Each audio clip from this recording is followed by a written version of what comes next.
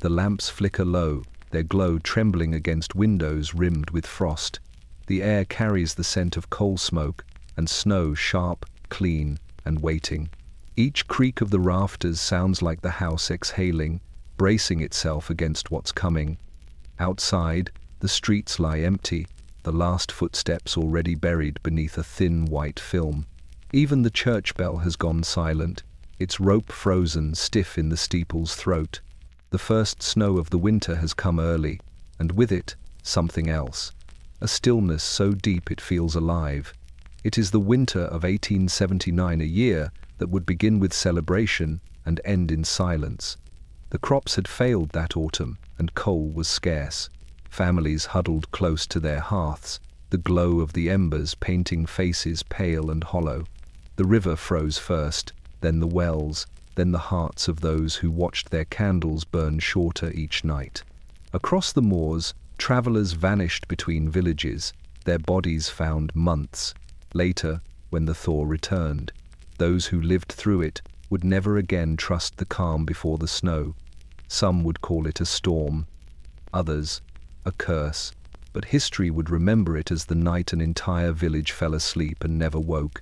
So today, draw the curtains, keep the fire close, and listen, because this is how it began, when the first snow fell without a sound, and silence itself became the coldest thing of all. The lamps burned low that night, their weak glow trembling against windows that had begun to frost from the inside. The air in the cottages was dense with the smell of damp wool and coal smoke, clinging to every wall as if the rooms themselves were holding their breath. Outside, the world lay still, no wind, no sound, not even the distant creak of the mill wheel by the river. It was a kind of silence that felt deliberate, like something waiting just beyond the light. People spoke softly that evening, their voices muffled by the heavy curtains and the gathering cold. In the lanes, horses shifted restlessly in their stalls, steam rising from their flanks in slow, ghost-like plumes. By the time the first flake landed on the baker's roof, the temperature had already fallen past what anyone could remember. It came down lightly at first, so quietly that only those awake at their windows noticed.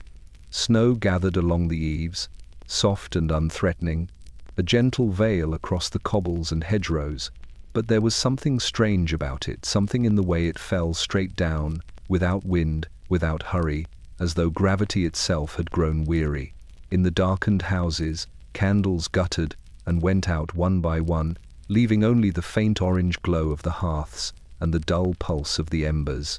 At the edge of the village, near the frozen marsh, an old man named Callum Price listened to the stillness. He had seen winters enough to know their moods, and this one felt wrong. The air pressed on his chest like a hand. He stepped outside, his boots crunching against a thin crust of frost that cracked and reformed under his weight. The stars overhead looked close enough to touch, burning cold in a sky too clear, too deep. He watched the snow thicken until the moon itself blurred into a pale smear. Then, somewhere beyond the hill, he heard it, the faint groan of ice forming on the river like a long sigh from beneath the earth. Down in the square, a lamp flickered in the window of the seamstress's shop. She was still working, needle trembling between her fingers as she stitched lace for a wedding dress that would never be worn. Each breath she took fogged the glass, leaving a heart-shaped mark that faded almost instantly. Across the way, the blacksmith doused his fire, too weary to wait for morning warmth. His hammer lay beside the anvil, rimmed with frost, though the forge had burned only an hour before. It was as if the cold had learned to move faster than time. By midnight, the snow lay knee-deep on the moor road. No one ventured out except for a stray dog that padded silently between the houses, its fur dusted white, its paws leaving no sound. The air had thickened to a whisper. A single lantern swung outside the inn, the flame within it shrinking until it became a pinprick of orange in a field of white. No one saw the last traveler cross the bridge that night. His footprints vanished as soon as they were made, erased by the windless fall of snow.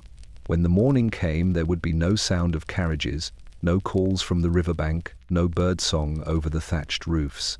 only the unbroken hush of a village holding its breath, waiting for the cold to finish what it had begun. By morning, the air had hardened. Every breath felt like glass in the lungs, and when the villagers drew back their curtains, the world outside seemed carved from crystal. The river that wound through the heart of the village, once a slow, murmuring thing, had frozen in the night. From the mill bridge, it looked like a ribbon of black glass, smooth and still, trapping the reflections of cottages, bare trees, and a sky the color of pewter. Children pressed their palms to the surface and pulled them back with a gasp, their skin sticking for a moment to the ice. Beneath their touch, they imagined they could hear it breathing, groaning, cracking, sighing, but the sound never came again. The miller, Thomas Greaves, stood at the water's edge with his cap in his hands. For 40 years he had listened to the river's song, the steady churn of water through his wheel that kept bread on the tables and candles in the windows. Now, there was only silence. The wheel had stopped in its tracks overnight, each spoke sealed in place by a sheath of frost, so clear it caught the morning light like glasswork. Thomas struck it once with a hammer. The sound echoed like a church bell across the valley, then faded into nothing. His wife called him back inside, her voice trembling, but he lingered a little longer, staring at the water as if it might start moving again out of pity. Downstream, by the bend near the willow trees, the ice had swallowed more than the current. A fisherman's net lay trapped just beneath the surface, its cords stiff and glittering. A boot print, only one, disappeared into the river's edge, leading nowhere. The villagers spoke of it in whispers at the post office, their breath steaming in the frigid air. No one said the fisherman's name out loud. It was too early in the winter for mourning, too soon to begin counting the lost. By noon, the light grew weaker, though the sun still hovered in a white sky. The baker's wife walked to the bridge with a basket of crumbs for the ducks, but there were no ducks anymore, only the faint outline of feathers frozen into the surface near the reeds. The sound of her footsteps echoed hollowly across the frozen planks. When she looked down, she thought she saw movement under the ice, a shadow, slow and dark, sliding beneath the frozen skin of the river. She blinked, and it was gone. That evening, the cold deepened again. Ice crept up the sides of the cottages like ivy, filling the keyholes, sealing the wells, and frosting over the windows from the corners inward. The villagers stopped drawing water, stopped washing their clothes, stopped believing that this was just another winter. Children who leaned too close to the panes could feel the cold breathing against their cheeks, steady and patient. In the distance, the river let out a sound at last, a long, low crack, like a sigh that had been held too long. It echoed through the valley and faded into the white, where no one could tell whether it was the ice breaking or something beneath it trying to breathe again. The scent of yeast had always been a kind of comfort in the village, a promise that the day would begin with warmth. Even in the hardest years, people woke to the faint sweetness drifting from the bakery on the square, a smell that threaded through the cold and softened the morning. But on that third day of snow, when dawn came grey and silent, the air held only the bite of smoke and frozen earth. The ovens had gone out in the night. Inside the bakery, the air was colder than outside. The great brick hearth stood dark, a ghost of its former self. Thomas Avery, the baker, stood before it, wrapped in 2 coats, his hands stiff inside wool gloves. He struck a match, but the flame only sputtered and died. The chimney had iced shut, the smoke had nowhere to go. He tried again, his breath forming clouds that drifted up and vanished in the dim light. His wife, Clara, stood by the window watching the snow pile against the door. The loaves from the day before his last lay on the counter, hardening by the hour. Their crusts gleamed white with frost, and when she pressed a finger to one, it left no dent at all. By mid-morning, villagers came knocking, their footsteps muffled in the drifts. They didn't ask for much, just a scrap, a crust, anything, but the answer was always the same. Tomorrow, Thomas said, though even as he spoke the word, he knew tomorrow might never come. The sacks of flour were nearly gone, the yeast spoiled by the cold. The dough he had left had turned grey and stiff, like clay. He thought of burning it for warmth. Clara handed out what she could, a single roll, half a loaf, crumbs swept into cloth. She smiled the way people do when they're afraid to cry. "There'll be more soon," she told a child who stood shivering by the door, her mittens torn, her breath trembling in the air. But when the girl left, Clara sank onto a stool, her shoulders shaking. The bakery had always been the heart of the village. Its windows once glowed before dawn, lighting the snow like amber. Now even the cats that haunted its steps were gone. At noon, Thomas broke apart a wooden shelf for kindling. The crack of the wood echoed through the empty shop like gunfire. He built the fire anyway, not for bread this time, but for survival. The flames licked at the soot-black stones, flaring weakly before settling into a dull, steady glow. He and Clara sat before it, hands stretched out, faces pale from exhaustion. The smell of burning oak filled the room, a bitter perfume of desperation. Outside, snow fell in a steady, endless hush. The sign above the bakery door swayed once, then froze in place. Across the square, other chimneys smoked briefly, then went dark.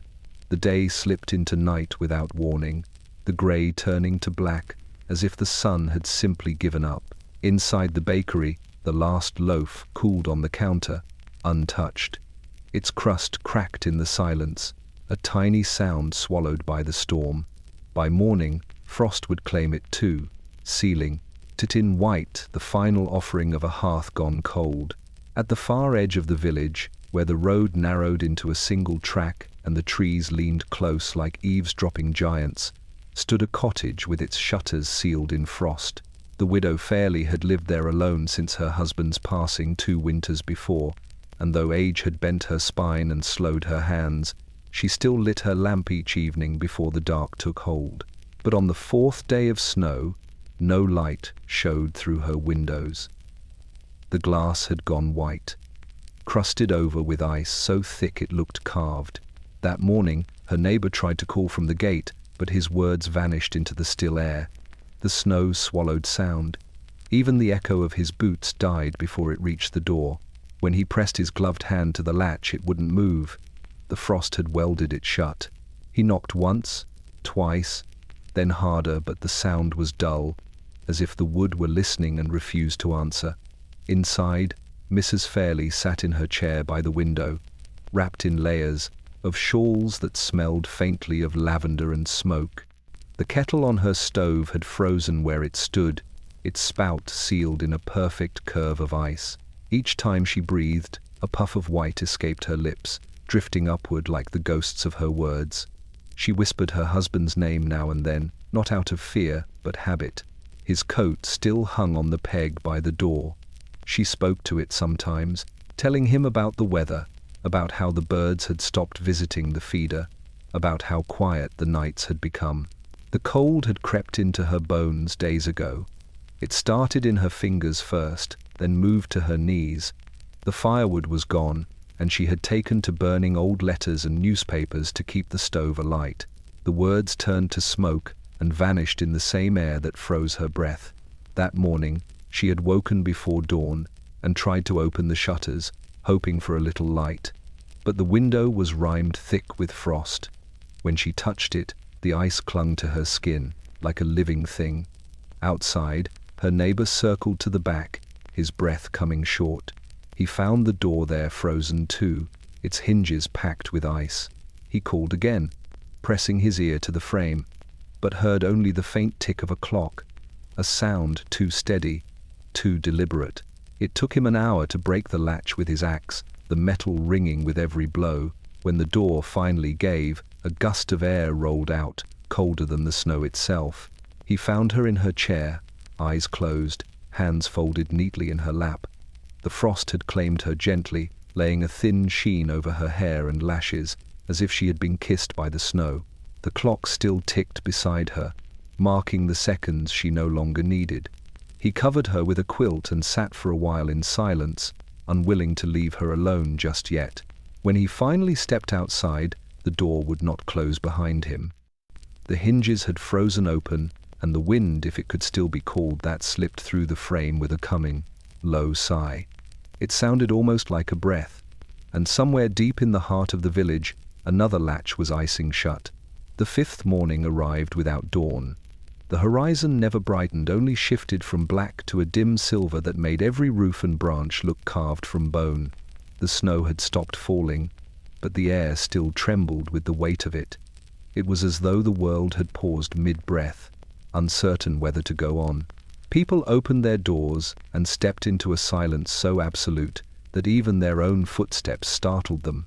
Each crunch of boot on snow sounded too loud, too alive, in a world that no longer wanted sound. The clock in the church tower had stopped sometime in the night. Its frozen gears caught mid-tick, leaving the village suspended at a moment that would never pass. The vicar, bundled in his thick wool coat, tugged on the bell rope until his hands blistered. But the bell did not move. Frost had sealed it to the frame. When he looked up, he saw icicles hanging from the rim like a crown, glittering in the dim light. He whispered a prayer not for warmth, but for noise, any noise to prove that the world had not gone deaf. Down in the square, the few who dared leave their homes moved slowly, wrapped in everything they owned. A woman brushed snow from a bench and sat for a moment, staring at the bakery door across the way. Smoke no longer rose from its chimney. The windows, once golden with lamplight, were blind and white. She thought she saw movement inside a shadow passing across the glass, but when she blinked, it was gone.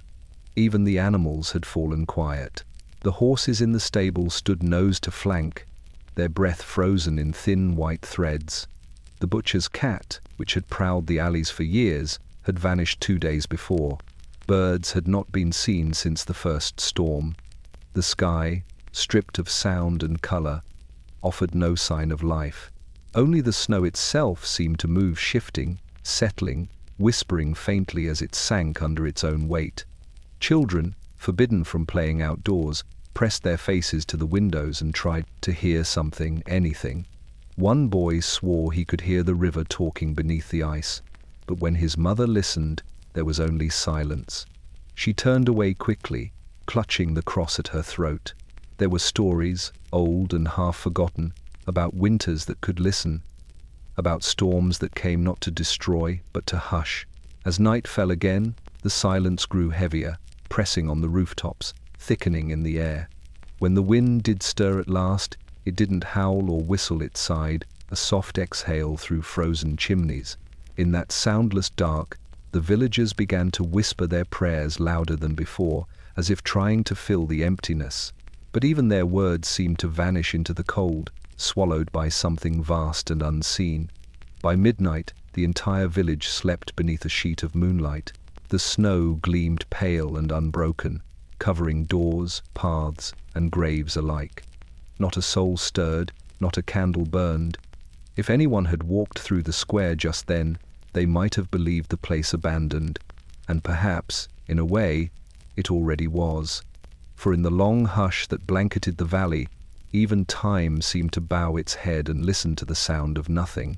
He was first seen at twilight, when the sky turned the color of pewter and the last smoke from the chimneys folded into the fog. A small figure, half hidden by the snowdrift near the riverbank, clutching a lantern that glowed like a captive star. No one knew where he came from. Some said he was the blacksmith's youngest. Others thought him an orphan from the next parish over. But by the time his story passed from one frozen mouth to another, everyone agreed on one thing: he should not have been out there alone. The boy's name, later found in a school ledger, was Samuel Pike. He was 10 years old, thin as a reed, with hair the color of ash, and a cough that echoed through his house even in summer.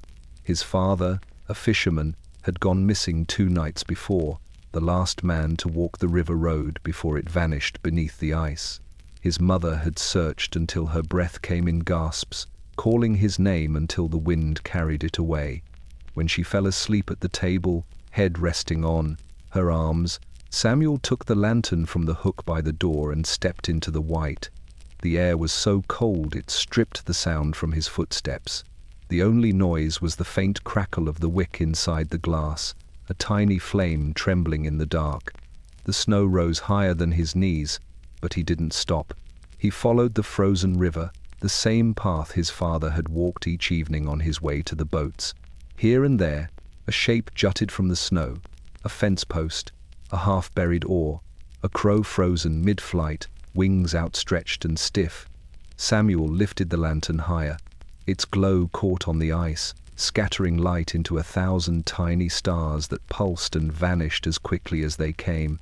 Back in the village, a few saw the glow moving slowly across the fields, a candle behind glass, bobbing in the distance. They thought it a trick of the eyes, the kind of thing cold and hunger could invent. But the vicar swore he saw it too, a golden pulse near the river's bend moving against the wind. He sent 2 men with shovels to follow, though by the time they reached the bank, there was nothing left but footprints leading out and none coming back. They found the lantern 3 days later, half buried beside a break in the ice. Its glass was uncracked, its flame still alive though no one had touched it. The handle was warm to the hand. Inside the glass, a thin line of soot coiled upward, as if someone had just exhaled. The vicar brought it back to the church and hung it near the altar, where it burned without oil for a full night before finally going dark. From that day on, the villagers said the light sometimes returned when the nights grew too cold. A faint glow along the river path, moving slow and steady, as though searching for something just out of reach. Some claimed they heard the boy's voice calling faintly over the snow, soft as a lullaby, carrying the name of a father who never came home. Others said it was only the ice shifting, the wind, learning how to sound like love. But on the coldest nights, when the air freezes in your throat and the stars hang low over the fields, you can still see a small lantern flickering near the bend, its light refusing, even now, to die. For as long as anyone could remember, the river mill had been the heartbeat of the village. Its slow, rhythmic turning marked the passage of days, its creak and churn echoing through the valley like the pulse of something living. But that winter, the heartbeat stopped.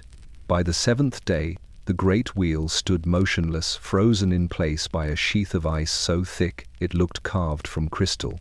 The mill pond, once restless with current, had become a mirror. Even the ducks that lingered through early frosts were gone, their absence as loud as thunder. The miller, Thomas Greaves, had been awake for 3 nights, keeping vigil by the riverbank. He refused to accept what his eyes already knew. He had built his life around that wheel, each turn feeding the village, each rotation keeping his family clothed and warm. Now the gears inside groaned faintly, trapped mid-breath. When he tried to force them, a tooth snapped with a hollow crack, and the sound carried up through the beams like a gunshot. His wife came running, her breath fogging the air, but there was nothing to be done. The mill had stopped not just from cold, but from something deeper, a stillness that seemed to rise from the ground itself. The building was colder than the air outside. The frost crept down from the rafters in long white veins, twining around the ropes and pulleys until they glittered like strands of glass. Flour dust hung frozen mid-air, tiny particles catching the light from his lantern and drifting nowhere. Even the rats that once skittered across the grain sacks had vanished, leaving behind small frozen trails that ended abruptly at the wall. Thomas stood in the center of the room, listening. No creak, no drip of meltwater, no sound at all but the dull rasp of his own breath. He stepped outside and stared at the wheel again. It leaned against the current like a wounded thing, blades rimed in ice, the river beneath invisible. He struck it once, with a hammer. The vibration echoed through the valley, fading into the hills. The sound was wrong, flat, empty, like knocking on a coffin. He struck again, harder this time, until the handle cracked in his grip. Still, the wheel did not move. His wife called from the doorway, her voice small in the white expanse. He didn't answer. He only watched as the first faint blush of sunset lit the ice, turning the wheel a deep, bloody gold. That night, he dreamed of the river moving again, of water bursting through the ice in a roar, the wheel spinning so fast it blurred. He saw faces in the current, his neighbors, his wife, his father, all turning with it, their mouths open but voiceless. He woke to the sound of silence so heavy it made his ears ring, Outside, the snow had buried the wheel completely. Only the top rim showed above the drift, smooth and glinting in the moonlight.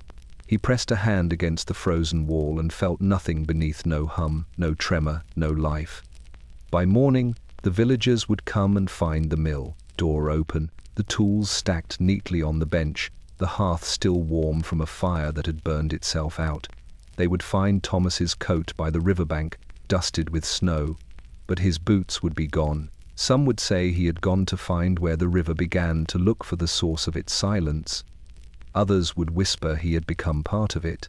For weeks afterward, when the night was clear and the frost thickened on the panes, those who lived nearest the mill swore they could hear it again, the faint, steady creak of a wheel that would never turn. By the 8th day, even the road to the next town had disappeared. The milestones were buried, the hedgerows unrecognizable, and the sky hung so low it felt like a lid pressed over the valley. The village, cut off by walls of snow, waited for the postman who never arrived. In ordinary winters, he came twice a week, his figure a comforting sight against the white fields, his red scarf bright as a flame. But now the path he took was gone, and with it went the only thread that tied the villagers to the world beyond. The post office stood near the square, a squat stone building with a single window. Its shutters were sealed with ice, and the brass handle on the door had grown so cold it burned the skin. Inside, the shelves waited neatly, stocked with twine, wax seals, and paper that would never be used. The postmistress, Mrs. Edith Hollow, kept the fire alive as best she could. Her fingers, once deft and nimble, had begun to stiffen from the cold. She could no longer tie the delicate knots she was known for. Each morning, she lit the lamp in the window in case the postman found his way through the drifts. Each evening, she trimmed the wick lower, then lower still. By the end of the week, people began to gather there, hoping for news. They stood in silence by the counter, stamping snow from their boots, their breath rising in pale clouds. They asked the same questions each time. Had any word come from the city? From the coast? Was the railway still running? Mrs. Hollow shook her head and smiled faintly, the way one smiles when afraid to speak the truth. She told them the line must be delayed, that he would come tomorrow. But in her heart, she knew tomorrow no longer meant what it used to. Letters lay piled in the wooden pigeonholes, edges curling with damp. They bore names of places that now seemed like myths. Manchester, York, Leeds, all growing farther away with each new snowfall. There were envelopes sealed in wax that would never be opened. A mother writing to her son, a woman waiting for her husband's return, an old friend reaching across the miles for comfort. Their words waited, suspended in a world where paper had outlived the living. On the 9th night, a storm swept through, so silent it seemed to move without wind. Mrs. Hollow sat beside her small fire, sorting the letters by candlelight. Her breath trembled as she traced the names written in ink familiar, beloved, doomed to remain unanswered. She tucked one near the flame for warmth, not realizing until too late that the corner had caught. The wax seal melted like blood, the edges blackened, and within moments the entire envelope had curled into ash. The firelight flared and dimmed.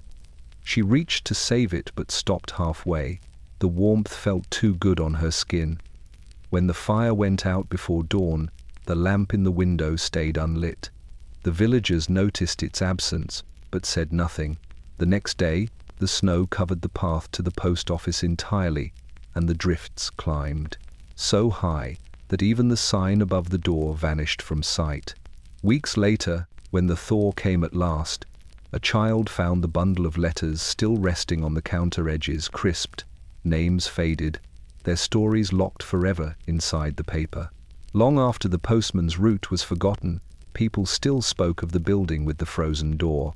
They said that if you pressed your ear to the wood on a winter night, you could hear faint tapping from within like the scratch of a pen, writing messages that would never be sent. By the 9th night, the fires began to die. Chimneys that once puffed steady ribbons of smoke now stood dark, their mouths rimmed in ice. The coal merchant's yard at the edge of the square had long since emptied its crates overturned, its barrels broken open like carcasses picked clean. The villagers had bought and burned every scrap of coal, every splinter of wood, every forgotten beam. What remained was the cellar beneath the blacksmith's house, where the last mound of coal lay hidden under frost and dust. The blacksmith, Henry Weller, had sealed the hatch 3 days before. He'd stood there in the cold, staring down at the heap, weighing its worth. His wife had begged him to sell it to share, at least, with the families who had none. But Henry had seen too many winters to waste what might keep his own children breathing. He told her the cold would pass soon. He said the others still had furniture to burn. He said what every man says when the world begins to shrink around. Praise him. We must look after our own. By morning, the knock came a polite one at first, then harder. Neighbors he'd known all his life stood at the threshold with hats in hand, their faces pale as the snow outside. They offered coins, blankets, even a silver locket in exchange for a single sack of coal. Henry kept the door half open, letting the cold pour in, but not his pity. He told them the truth, that there was no more, that he'd burned the last of it himself. A lie, but one that came easily. They thanked him and turned away, their boots leaving shallow prints that filled before they reached the gate. That night, his wife crept down to the cellar with a candle. She lifted the hatch and coughed as the air below struck her thick, metallic, heavy with dust. The flame trembled as she descended. The mound of coal looked smaller now, almost ashamed of itself, like something alive that knew it was being watched. She filled a small basket, enough for one night, and left the rest, untouched. When she came back up, she closed the hatch carefully, as if sealing a grave. By the second night, the knocking had stopped. No one came to the door, but Henry could hear them outside, soft movements in the snow, muffled voices, the crunch of shovels against frozen ground. He took his hammer and sat by the window, watching shadows move between the cottages. Somewhere across the square, a window shattered. Someone had broken apart a chair for kindling. The cold made thieves of them all. When he finally went down to the cellar again, the air was still. His breath fogged in front of him as he set the lantern on the steps. The coal pile gleamed faintly in the dim light, black and perfect, untouched. But when he reached for the shovel, his hand met nothing. The mound was gone, every piece taken, every trace swept clean. Only the prints of small hands remained in the dust, leading to the back wall where the frost was thickest. The lantern flickered once and went out. Henry's shout echoed up the stairwell, swallowed by the silence that followed. His wife found him hours later, the hatch still open, the air below cold enough to burn. He wouldn't speak of what he saw, only that the frost on the cellar wall was shaped like fingers, small ones, reaching outward. After that night, he never locked the door again, and in the days that followed, the villagers swore that whenever the wind blew from the north, the smell of coal drifted through the square, warm, rich, and impossible, like the breath of a fire that no one could find. By the 10th day, the world above the village had turned to glass. The sky no longer moved. Clouds hung frozen in pale ribbons, and the light that passed through them carried no warmth. It was not blue, nor grey, nor gold, just the hard, colourless glow of ice. The sun, when it appeared at all, was a dull coin behind a veil so thin and sharp that looking upward made one's eyes water. There was no day or night anymore, only degrees of brightness. The people spoke less, their voices small against the endless, silent light. Children had begun to ask strange questions. Was the sky solid now? Could it fall? When they looked up, it seemed to them that the heavens were pressed too close, as if the whole dome of the world had lowered during the night, trapping them beneath it. In the evenings, the villagers lit candles not because it was dark, but because the cold light from above felt wrong, too sterile, too eternal.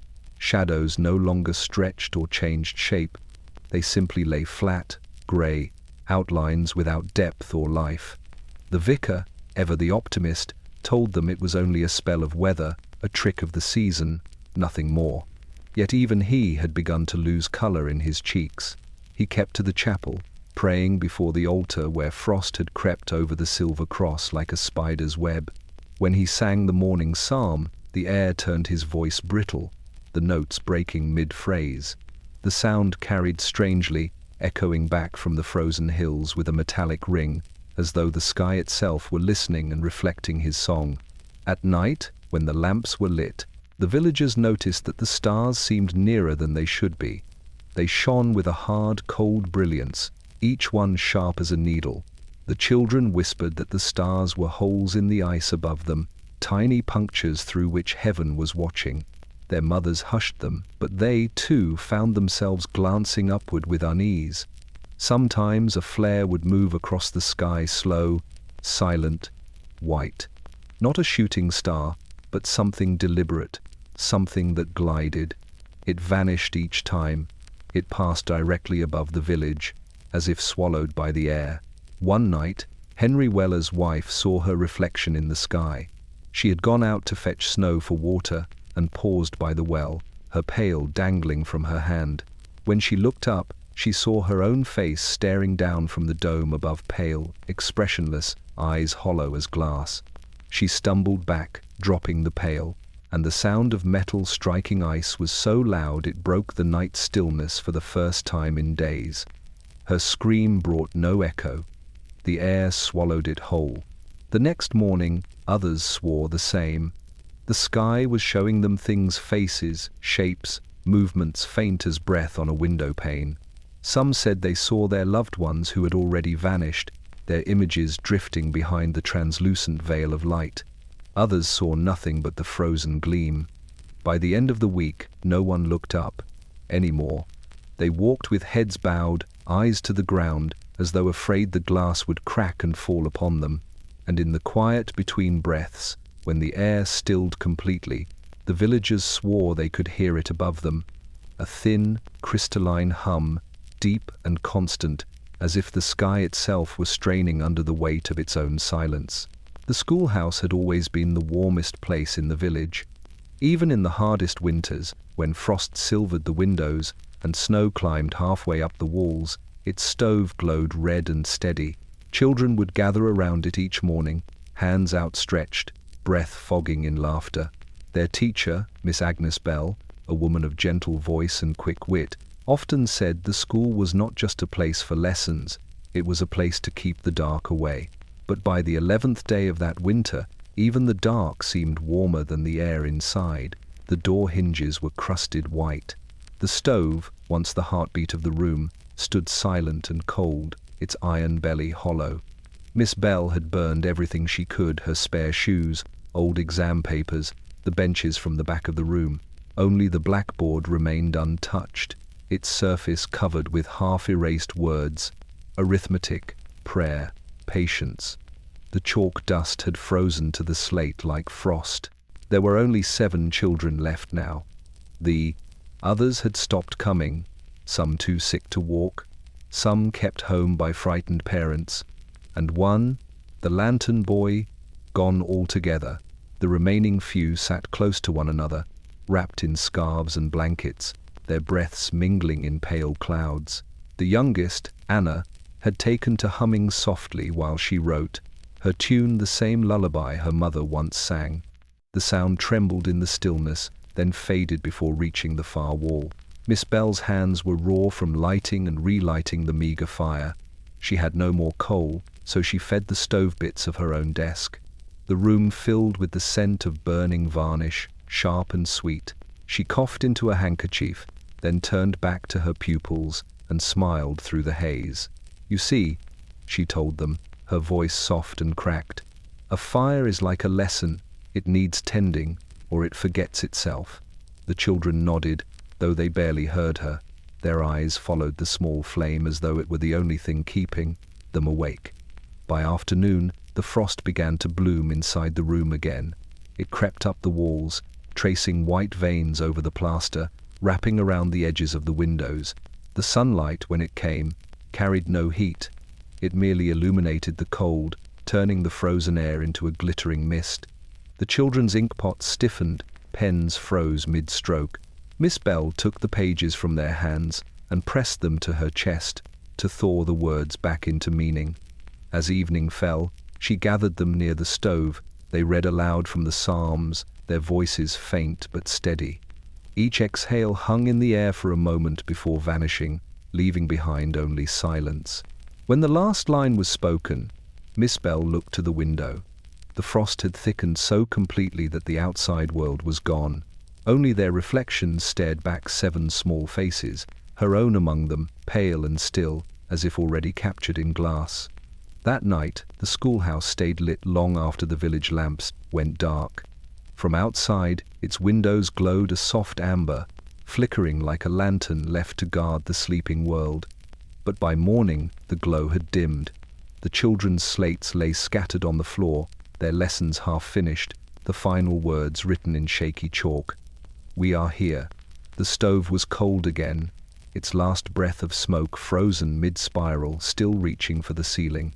On the 12th day, the sound that had always marked the hours, the one thing that had never failed, the village fell silent. The church bell, that heavy bronze voice that tolled across the moors each morning and again at dusk, would not ring.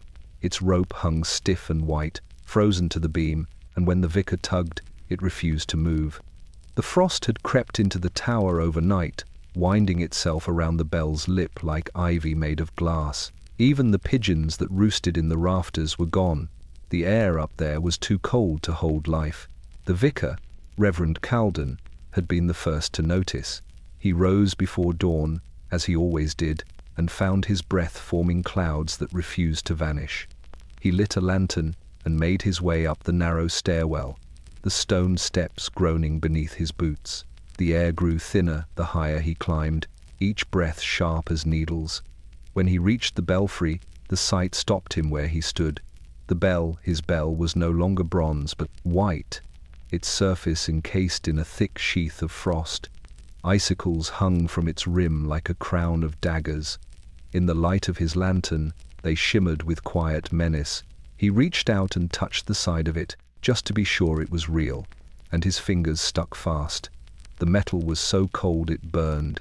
He pulled back with a cry that echoed through the tower and down into the church below, though even that sound felt muted, as if swallowed by the air.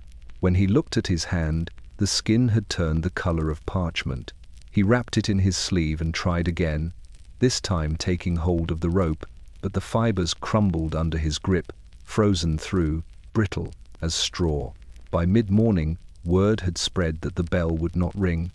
Villagers gathered in the churchyard, their faces drawn and pale, snow dusting their shoulders like ash. They spoke in whispers, though none could say why.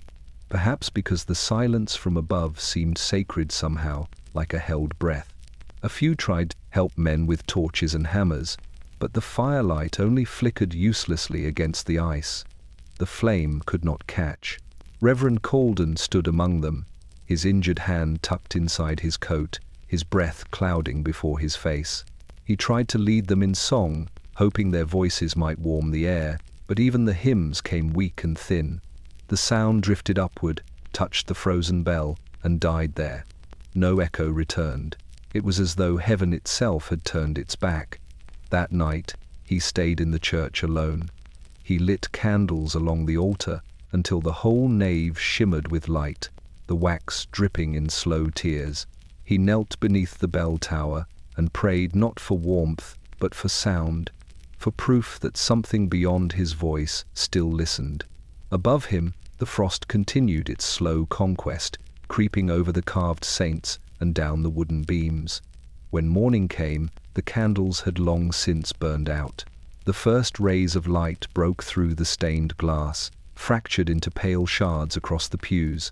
Reverend Calden rose and tugged once more on the rope. This time, the bell moved just slightly, and a low, cracked note rolled out across the valley. It was not a chime but a groan, ancient and hollow, a sound that did not belong to metal.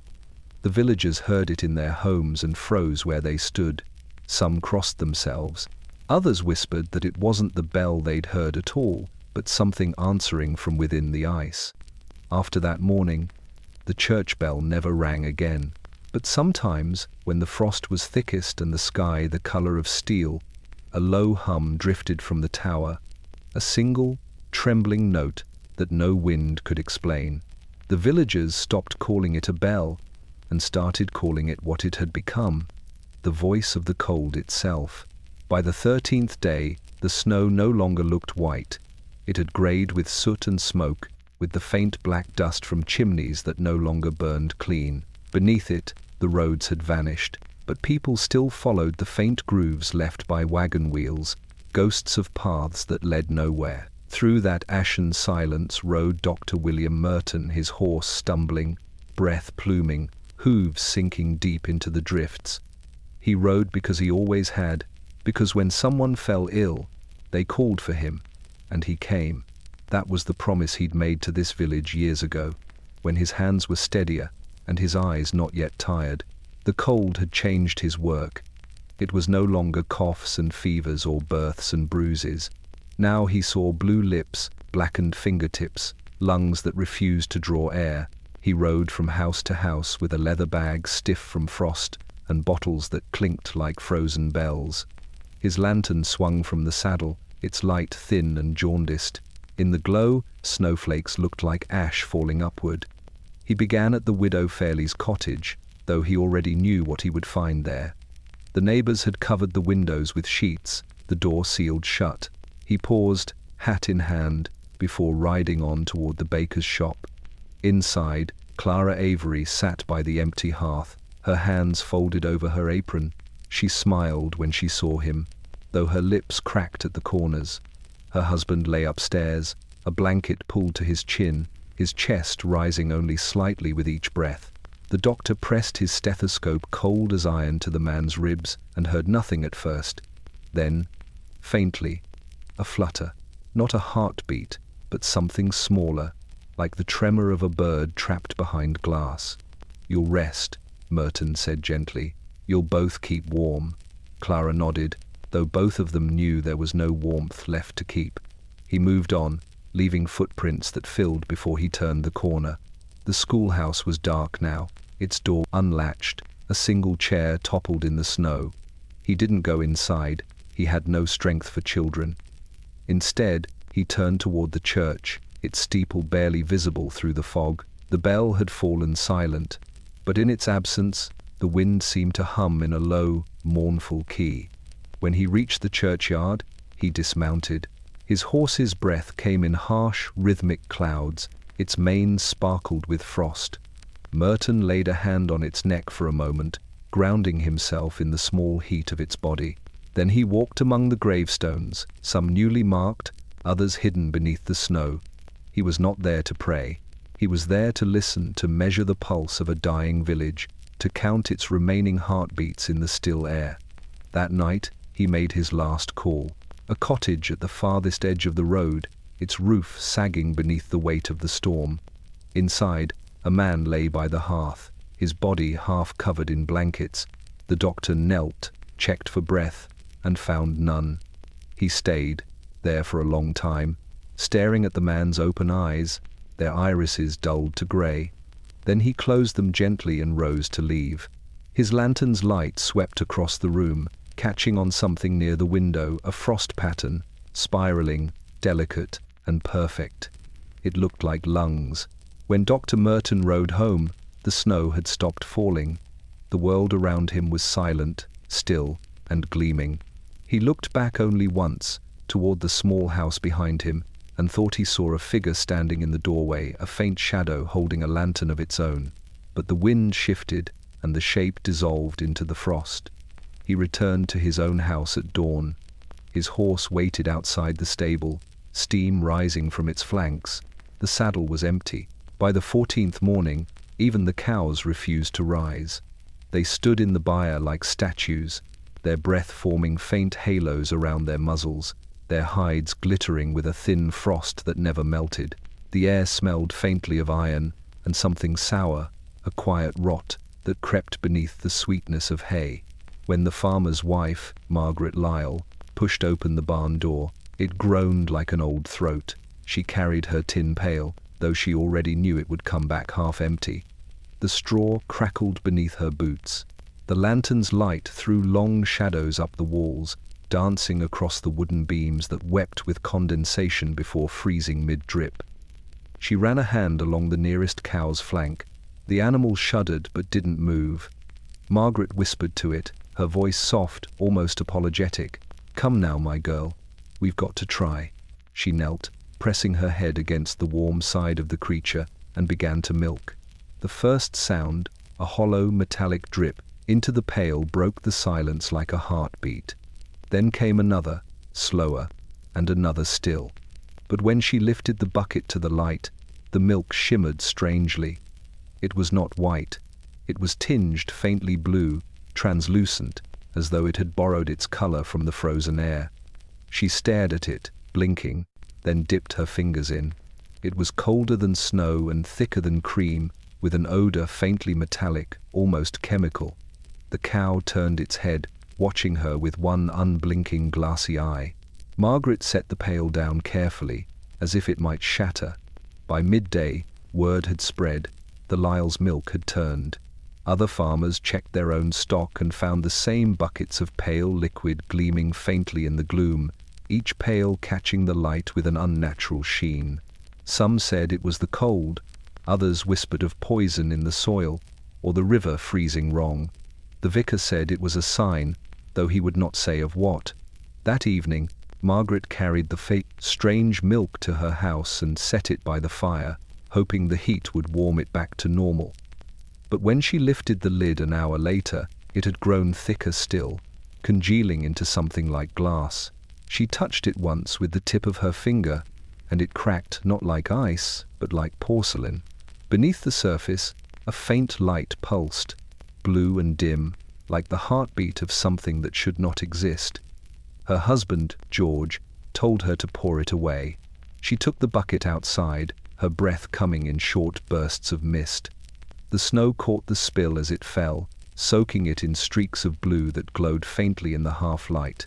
For a moment, the yard shimmered as if alive, the color seeping outward, pulsing once, twice, then fading to gray. By dawn, the cows were dead. They stood where they'd been left, their bodies frozen mid-breath, eyes reflecting the first dull light of morning. George buried them behind the barn, but the ground was too hard, so he stacked snow over them instead. When he returned to the house, Margaret was staring into the hearth. The fire had gone out, yet a faint blue shimmer flickered in the ashes.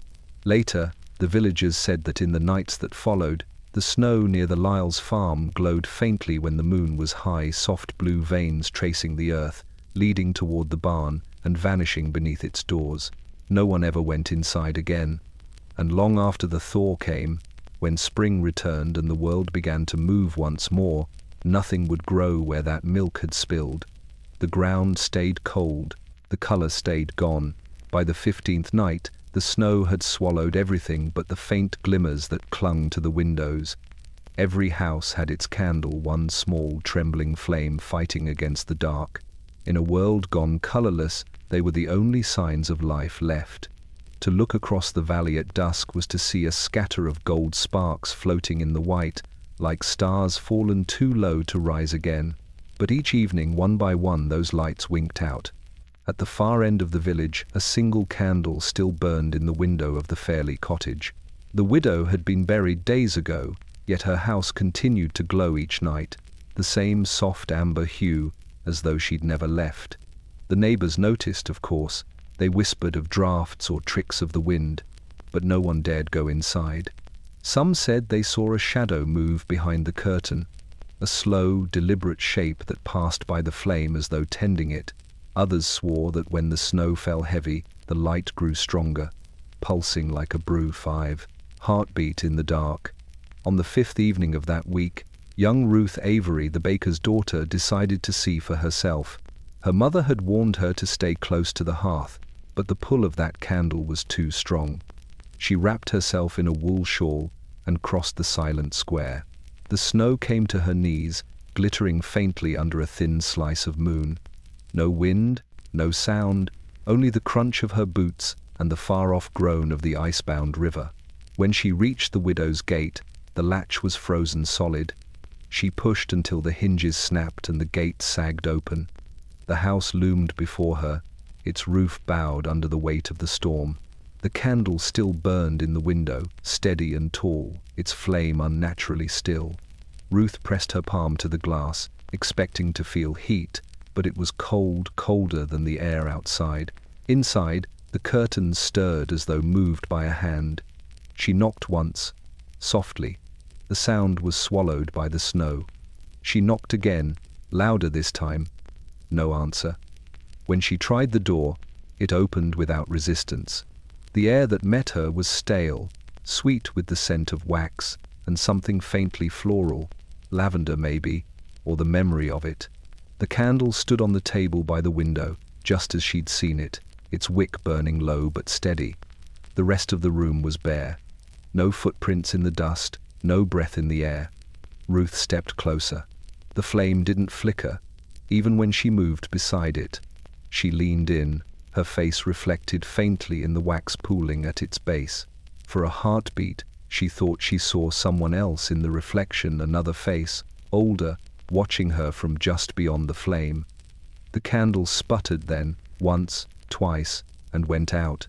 In the sudden dark, Ruth gasped. She stumbled backward toward the door, her hand catching on the table. Her fingers brushed something cold, a candlestick, half melted, and beside it, a second wick that had never been lit. The air shifted behind her, a whisper that wasn't quite wind, and when she turned, the window pane shone faintly with a new glow. Outside, the snow had begun to fall again, thick and silent, and in the reflection, the flame had returned. The next morning, her mother found her shawl by the gate, stiff with frost. The window still burned with that same golden light, but now there were two candles side by side, their flames standing straight as sentinels. From then on, no one in the village tried to enter the Fairley cottage again, but on nights when the blizzard closed the sky and all other lamps went out, people said they could see it. The widow's candle and her new companion, burning bright through the storm, keeping the dark at bay for those who still dared to look. By the 16th day, the snowdrifts in the square stood taller than a man, and the air had turned so dry it seemed to hum. Every step crunched like breaking glass. Behind the shuttered windows of the seamstress's shop, the world had stopped moving. Bolts of fabric lay untouched, lace yellowed beneath a film of frost, and pins glimmered on the counter like stars trapped in ice. The little brass bell above the door no longer chimed, it had frozen in place, its clapper buried in a bead of rime. On the mannequin by the window hung a wedding dress, half finished. The silk had once been the color of cream, but the cold had bleached it pale, almost translucent, like the skin of a moth. The skirt rippled faintly whenever the wind pressed against the glass, and the long veil, pinned and waiting, shimmered with frost. A thimble lay overturned nearby, a single strand of thread frozen mid-air between spool and fabric, a line that would never be completed. The dress was meant for a girl named Eleanor Finch, daughter of the innkeeper. Her wedding had been set for Christmas Eve, 2 weeks away before the snow came and swallowed the road to the next village, where her fiancé waited. Each morning she'd come to the shop to watch the seamstress, Mrs. Alden, at work, laughing softly at the way the old woman hummed as she stitched. But Eleanor had not come in days. No one had. Only the sound of the clock on the wall remained, ticking faintly, though the hands had frozen at noon. Mrs. Alden had stayed because of the dress. She could not leave a task unfinished. Even as the fire died and the glass thickened with ice, she sat at her work table, her breath fogging the air, her needle trembling in her fingers. She stitched by candlelight long after the oil ran out, using what little light the snow gave her. When her hands grew too numb to hold the thread, she pressed them to her chest and whispered, "Just a few more stitches, just a few more." On the 17th morning, a passerby saw her through the window and thought she was still sewing, her body bent forward, hands resting on her lap. The wedding dress hung complete now, its bodice tight and shining, its hem brushing the floor in perfect symmetry. The mannequin was gone. Mrs. Alden sat beside the chair where it had stood, her head tilted as though admiring her work. The frost on her hair sparkled like a bridal crown. When they entered the shop, they found the room untouched. No signs of struggle, no footprints in the dust. The dress stood upright beside the window, its sleeves filled out, its veil perfectly arranged.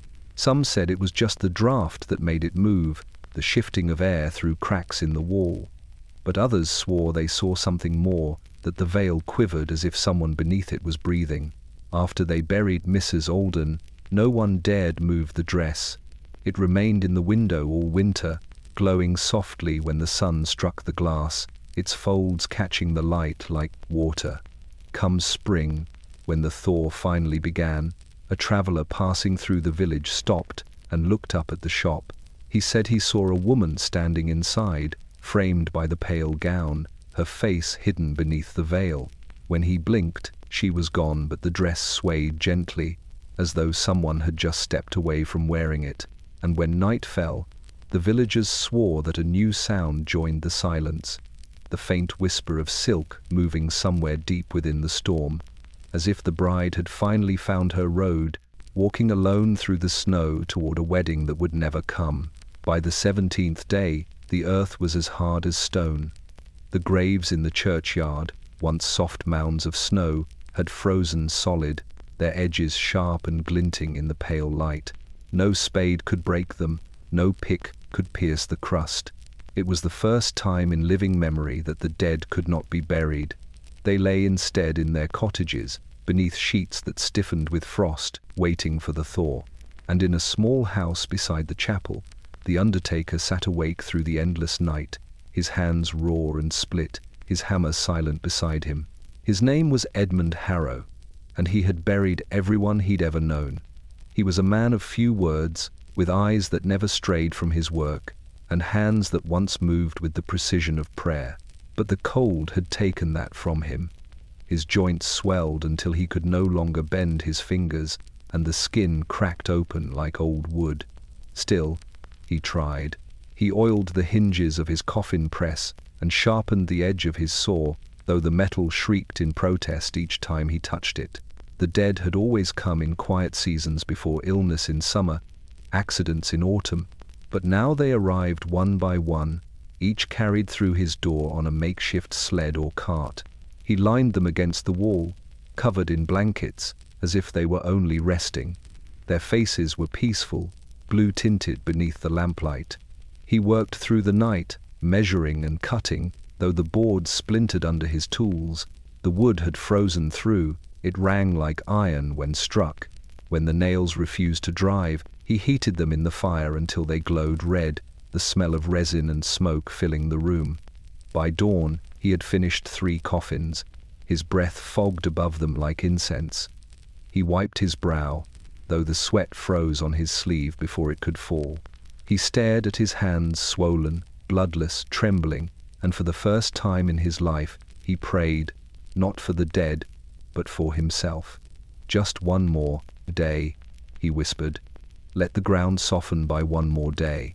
But the sky outside stayed white, endless, and merciless. That afternoon, the vicar came with 2 men to collect the bodies for burial. They carried them to the churchyard and tried to dig, but the shovels bounced back as if striking glass. They left the coffins in a row beneath the yew trees, candles burning at their heads. The flames flickered only briefly before going out. The wind that followed was colder than before. That night, Edmund returned to the churchyard alone. He could not stand to see them waiting in the open. He brushed the snow from each lid and placed his cracked hand upon the wood. "Forgive me," he said to each in turn. "You deserve better." When he reached the last one, he paused. The frost on its surface glistened faintly, as though the lid breathed beneath it. He leaned closer. For a moment, he thought he heard a faint tapping from within, soft, rhythmic, like knuckles brushing against wood. He told himself it was the wind. He told himself many things. By morning, the villagers found the coffins half buried, snow packed carefully over each as though laid by hand. Edmund's tools were gone, his house locked from the inside. When they forced the door open, they found him sitting at his bench, head bowed, hands folded neatly in his lap. They were clean for the first time in weeks, smooth as polished stone, and stiff as if carved that way. The wind that night carried a strange sound through the valley, a steady tapping that echoed from the frozen ground. Some said it was ice breaking on the river, Others whispered it was the undertaker, still working beneath the snow, trying to finish what the cold would not allow. By the 18th morning, time itself began to unravel. The bell no longer rang, the sun no longer rose or fell, and the clocks, those proud guardians of order, had all stopped. Every one of them, in parlors, in kitchens, in the station master's empty office, their pendulums hung motionless, their hands frozen mid-tick, as if the world had simply forgotten to move. The air felt heavy with waiting, like the pause between one heartbeat and the next. At the center of the square stood a small shop with a sign that read, H. Rowe Timepieces and Repairs. Its windows were lined with clocks of every shape, grandfather, carriage, pocket, all standing still, their faces gleaming faintly in the dim light. Inside, the air smelled of oil, brass, and cold metal. The fire in the stove had long gone out, but the room glowed softly from the hundreds of glass fronts that caught what little daylight there was. Henry Rowe sat at his workbench, wrapped in his old wool coat, a magnifying lens still, clinging to one eye. He was winding a watch that did not need winding. He had done this for days now, though the spring refused to catch and the gears no longer turned. His fingers were cracked and bloodless, the skin splitting at the joints. Still, he persisted. Each click of the key gave him the illusion that something still obeyed the laws he'd once trusted.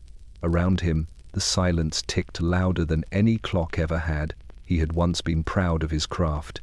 Time, he believed, was proof of God's design, precise, constant, measurable. But as the cold deepened, that certainty faltered. The longer he listened, the more he felt the air itself slowing, the beats between breaths stretching wider. The frost on the inside of the windows grew thicker each day, until it formed delicate spirals that looked uncannily like clockwork, thin crystalline gears turning inward toward some unseen center. That afternoon, as he sat before his bench, he felt something stir deep inside his chest. A faint vibration, steady but distant. He pressed a trembling hand against his ribs and felt it there, a rhythm, fragile and mechanical. Tick, tick. It matched no clock he had ever made. He stood quickly, the chair scraping across the floor. The sound followed him, constant, muffled, patient. He tore open his shirt and pressed his palm harder against his heart. It answered, pulsing with a slow, deliberate beat. For the first time in his life, Henry Rowe was afraid of time. He stumbled to the mirror behind the counter. His reflection stared back pale, hollow-eyed, rimmed with frost, but beneath the skin of his throat, something shimmered faintly in motion. A wheel, small, perfect, and turning. By evening, he had locked the shop door from the inside. The villagers who passed by saw the faint glow of a lantern through the frosted glass. Then nothing. The next morning the door was still locked, the key frozen in place. When they finally broke it open, every clock inside was ticking, again softly, in perfect unison. Every one but one, the pocket watch still resting on Henry's bench, its cover open, its hands still and unmoving. They never found him. Only his chair remained, pushed neatly back, and a small trail of frost leading from the workbench to the door, like footprints made of glass. And though the clocks were gathered up and sold in the spring, people said that once each day, without warning, every one of them would stop at the same time 12 minutes past midnight before beginning again, as if waiting for something that still hadn't caught up. By the 19th day, the snow no longer fell. It hovered. Tiny crystals drifted in the air, weightless, suspended as if time itself had forgotten to release them. The villagers waited for the thaw that every winter promised, the gentle drip of melting eaves, the sigh of the ground softening beneath the frost. But the thaw never came. The snow had settled into permanence, each flake locked in place like glass. Even the air had texture now thin, brittle, sharp enough to taste.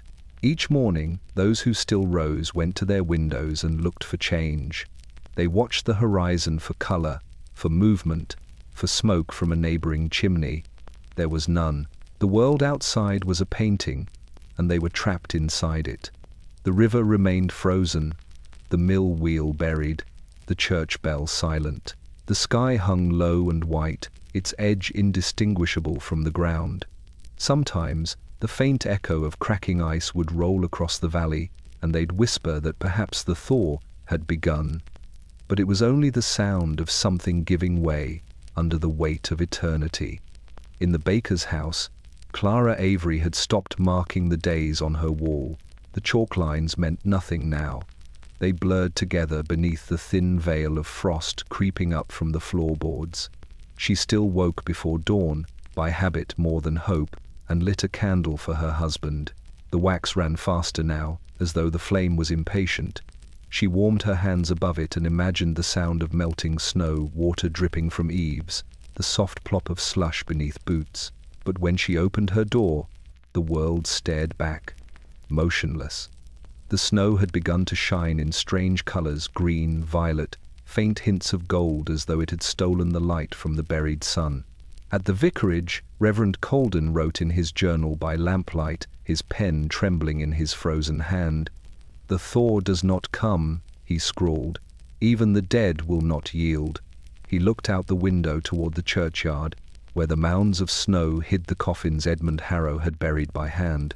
The candles that had been placed there for the dead still burned faintly beneath the drifts, their flames sealed in small caverns of ice, flickering blue and eternal. A traveler who reached the village from the south, one of the last to do so, would later describe it as a place caught between seasons, between breaths. He said the trees stood covered in frost that never melted, the branches bending under its beauty until they snapped. He said the air itself hummed with a sound too low to hear, and that every footstep rang as if walking on glass. By the 20th dawn, even the birds overhead had stilled. A single crow was found in the square, wings half spread, encased in a perfect shell of ice. Its eyes gleamed like obsidian marbles. Children pressed their faces to the glass to see it, too afraid to go near. When night fell, the temperature dropped further still, and the crow's frozen wings began to move in, the wind creaking slowly up, then down like the beating of a heart made of stone. They had thought the cold would break eventually, that winter always gave way. But the thaw was not late. It had simply chosen never to come. And in that endless stillness, the villagers began to understand what it meant to live in a place where even time could freeze, where each breath lingered in the air, refusing to fade, and each heartbeat felt like the last one the world would ever hear. On the 20th day, when even the frost seemed tired of growing, a letter was found on the chapel steps. The discovery startled those few who still ventured outside, for no post had come in weeks, and the roads had long since vanished beneath white dunes. The envelope was half buried in snow, its paper stiff and glittering with ice. No footprints led to it, no tracks of horse or man, only the faint indentation of something that might once have been a hand. Reverend Colden himself brushed away the snow and carried the letter inside. He laid it upon the altar, where the air was a little warmer from the candles still burning there. The wax on its seal was pale blue, stamped with the shape of a bird mid-flight. He hesitated before breaking it, as if opening it might disturb the fragile silence that hung in the air. When he did, the paper inside gave a sound like a sigh. The ink had bled slightly, but the words were still legible. It began without greeting. "I write because the world has stopped. I do not know if this will reach you, or if anything moves beyond the snow. We are still, but not gone. The sky no longer changes. The wind carries no scent. Time is a frozen breath, and I fear that even God's hand cannot turn it." The handwriting was delicate, elegant, and unfamiliar. The letter continued, "They say the dead still dream beneath the frost. I think the living do, too. I have seen lights moving beneath the river ice, slow and golden, like the pulse of something remembering warmth. Perhaps this is not the end, but the pause before something else begins. Still, I am cold. Still, I am waiting." Colden read the letter aloud in the dim light, his voice low, uncertain. The echo of his words filled the chapel and lingered too long, as if the stone walls were reluctant to give them back. When he finished, He looked for a signature, but there was none, only a single line written in a steadier, heavier hand. "We are still listening." That night, he placed the letter in the church's record book. Though the ink stuck to his gloves and tore the corner of the page, he could not shake the feeling that the paper itself was breathing very faintly, like something asleep. He locked it away in the vestry drawer and prayed for the first time, not for deliverance, but for sound. The next morning, there were more letters. Dozens. Some lay on windowsills, some in doorways, some on the steps of houses where no one lived anymore. They were all sealed with the same blue wax, and all carried the same single line: "We are still listening." The villagers gathered what they could and brought them to the church, stacking them in neat piles upon the pews. Not one was addressed. Calden burned one that night, hoping to understand what they were. The wax melted with a hiss, the paper curling black, and from within it came a faint noise, soft as breath, the sound of a quill moving across a page. It continued long after the ashes cooled.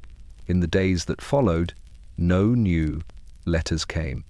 The ones that remained grew brittle and pale, the words fading into the paper until nothing was left but faint lines, like veins beneath skin. And yet, some said that if you held one to your ear, you could still hear something, a faint scratching, a whisper that wasn't quite language. The letters became relics of a kind, reminders that perhaps the cold was not the only thing awake, that maybe, somewhere beyond the snow and silence, someone or something was still writing back. By the 21st morning, the chapel had become a tomb of silence. The pews were rimed with frost, the hymnals stiff and unreadable, their pages glued together by cold.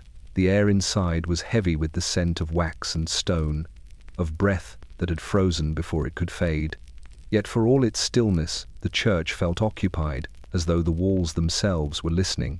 And in that terrible quiet, the villagers began to remember the choir. Before the storm, they had been the pride of the parish. 20 children in blue coats and wool scarves, their voices rising through the rafters like sunlight through smoke. They had sung the season's hymns even as the snow began, refusing to surrender to fear. For a while, their voices were the last sound of life in the village, a melody that drifted through the cold like a promise that the world would keep turning. But now their absence weighed heavier than the silence that had replaced them. Reverend Calden found them first, on the prove. 21st morning, he climbed the narrow stairs to the gallery above the nave, hoping to light a few of the candles left there. The frost clung to the railing like spun glass.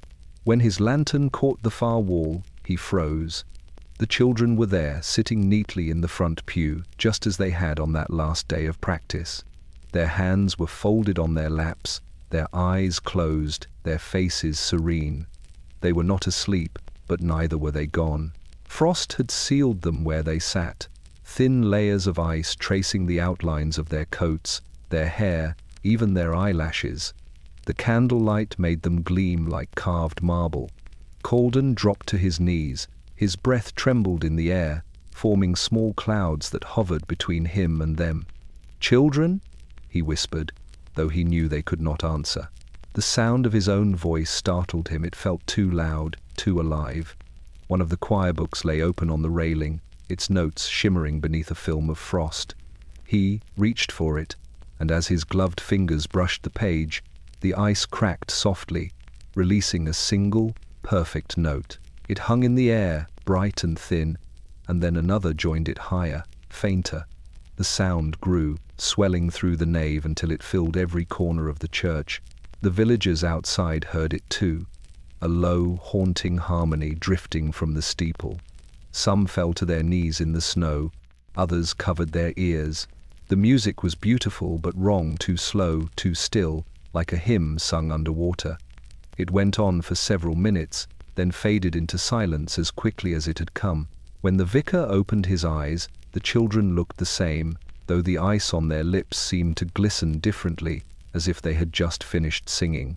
He closed the book, his hands shaking. He did not return to the gallery again. From that night onward, the sound returned whenever the candles in the nave burned low. A single note first, then the full chord, echoing softly through the village until dawn. The people learned to live with it, to treat it like weather, something that came and went without reason. But those who stayed to listen swore they could make out words hidden within the harmony. Not Latin, not English, but something older, colder. The thaw never reached the churchyard. Even when the roofs began to drip months later, the choir remained untouched, preserved in perfect stillness, their faces turned slightly upward toward the rafters. Some said they were waiting for spring. Others believed they had found something better than warmth, a place where sound itself could never die. By the 22nd night, the silence had grown so complete that sound itself seemed forbidden. Even the snow no longer crunched beneath boots, it yielded soundlessly, as though the earth had forgotten how to echo. Yet in that stillness, one man chose to move. His name was Peter Harland, a farmer from the northern ridge, though few now remembered him beyond a single story, the one about the man who tried to cross the river after midnight. Peter had spent the day watching the frost spread like disease across his windows, crawling inward until the panes gleamed opaque and white. His last candle had guttered hours ago, and the hearth had gone cold. His wife and infant daughter slept upstairs beneath blankets heavy as stone. He sat alone at the table, staring at the shuttered door, listening to the faint ticking that had replaced the sound of his own heartbeat. The river lay only a half-mile from his home. On the other side, so rumor claimed, there were villages untouched by the frost, places where the lamps still burned, where the air still moved. When the clock struck midnight, a brittle, single tone that cracked through the silence like glass, Peter rose. He wrapped his coat tight and took the lantern from the wall, though its oil was nearly gone. The flame within it burned small and weak, like a dying pupil. He did not leave a note. He did not wake his family. The snow was knee-deep, glinting faintly under the moon that hung low and pale, its light fractured by clouds of ice. The path to the river was marked by fences half swallowed by drifts. The sky had taken on the same cold color as the ground, erasing all sense of direction. He moved forward by instinct, following the faint glimmer of the lantern, as if it knew where to go. When he reached the riverbank, he stopped. The water had vanished beneath a sheet of ice, smooth as glass, stretching to the far shore without a ripple or crack. The moonlight slid across it like light through a mirror. Peter stepped out onto the frozen surface. It held. Another step, then another.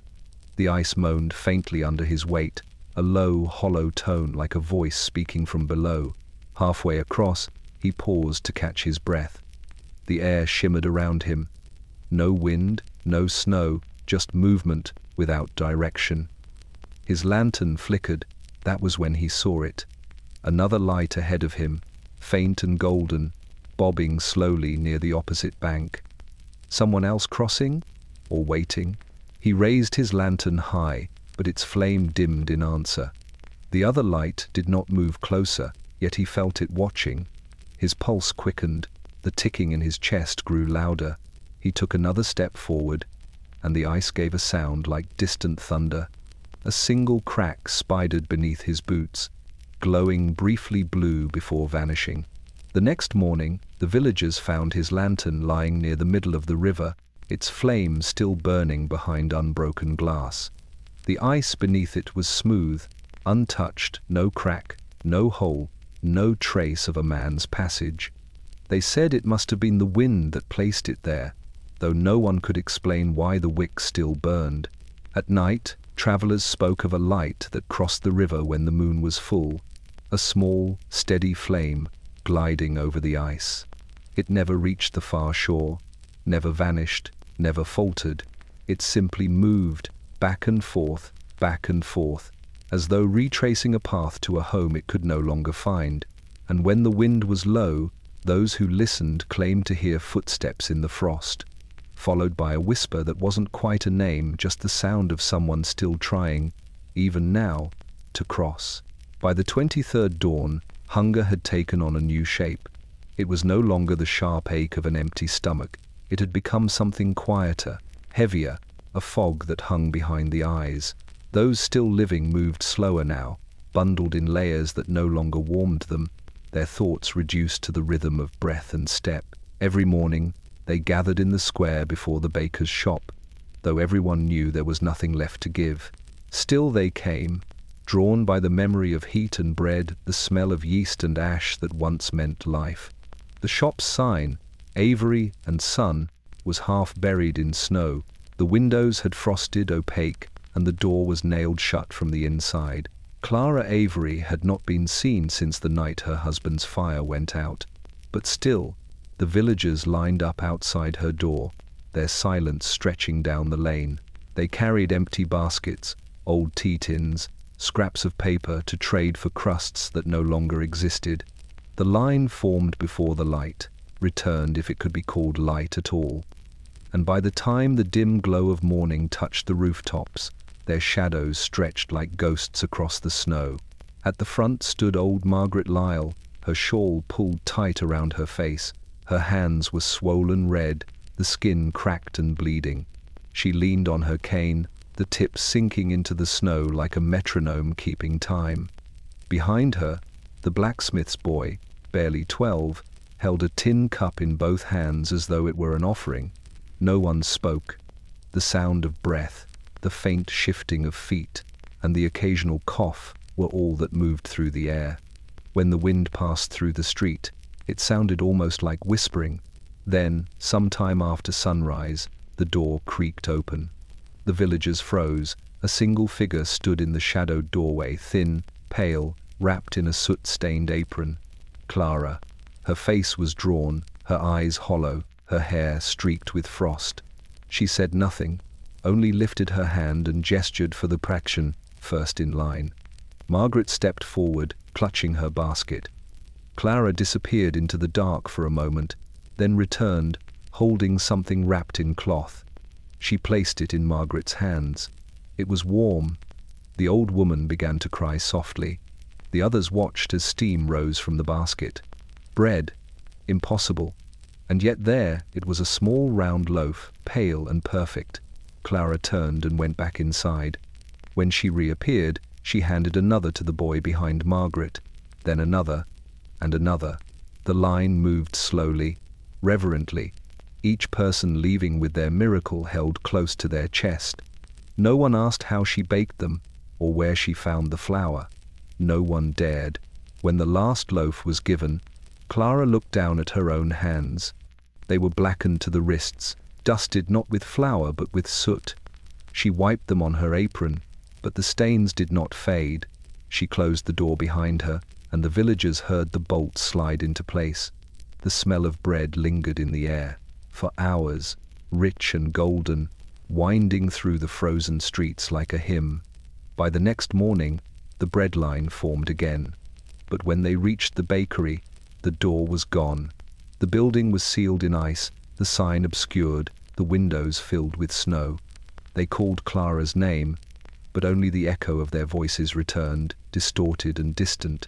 Still, the scent of bread remained, faint but persistent.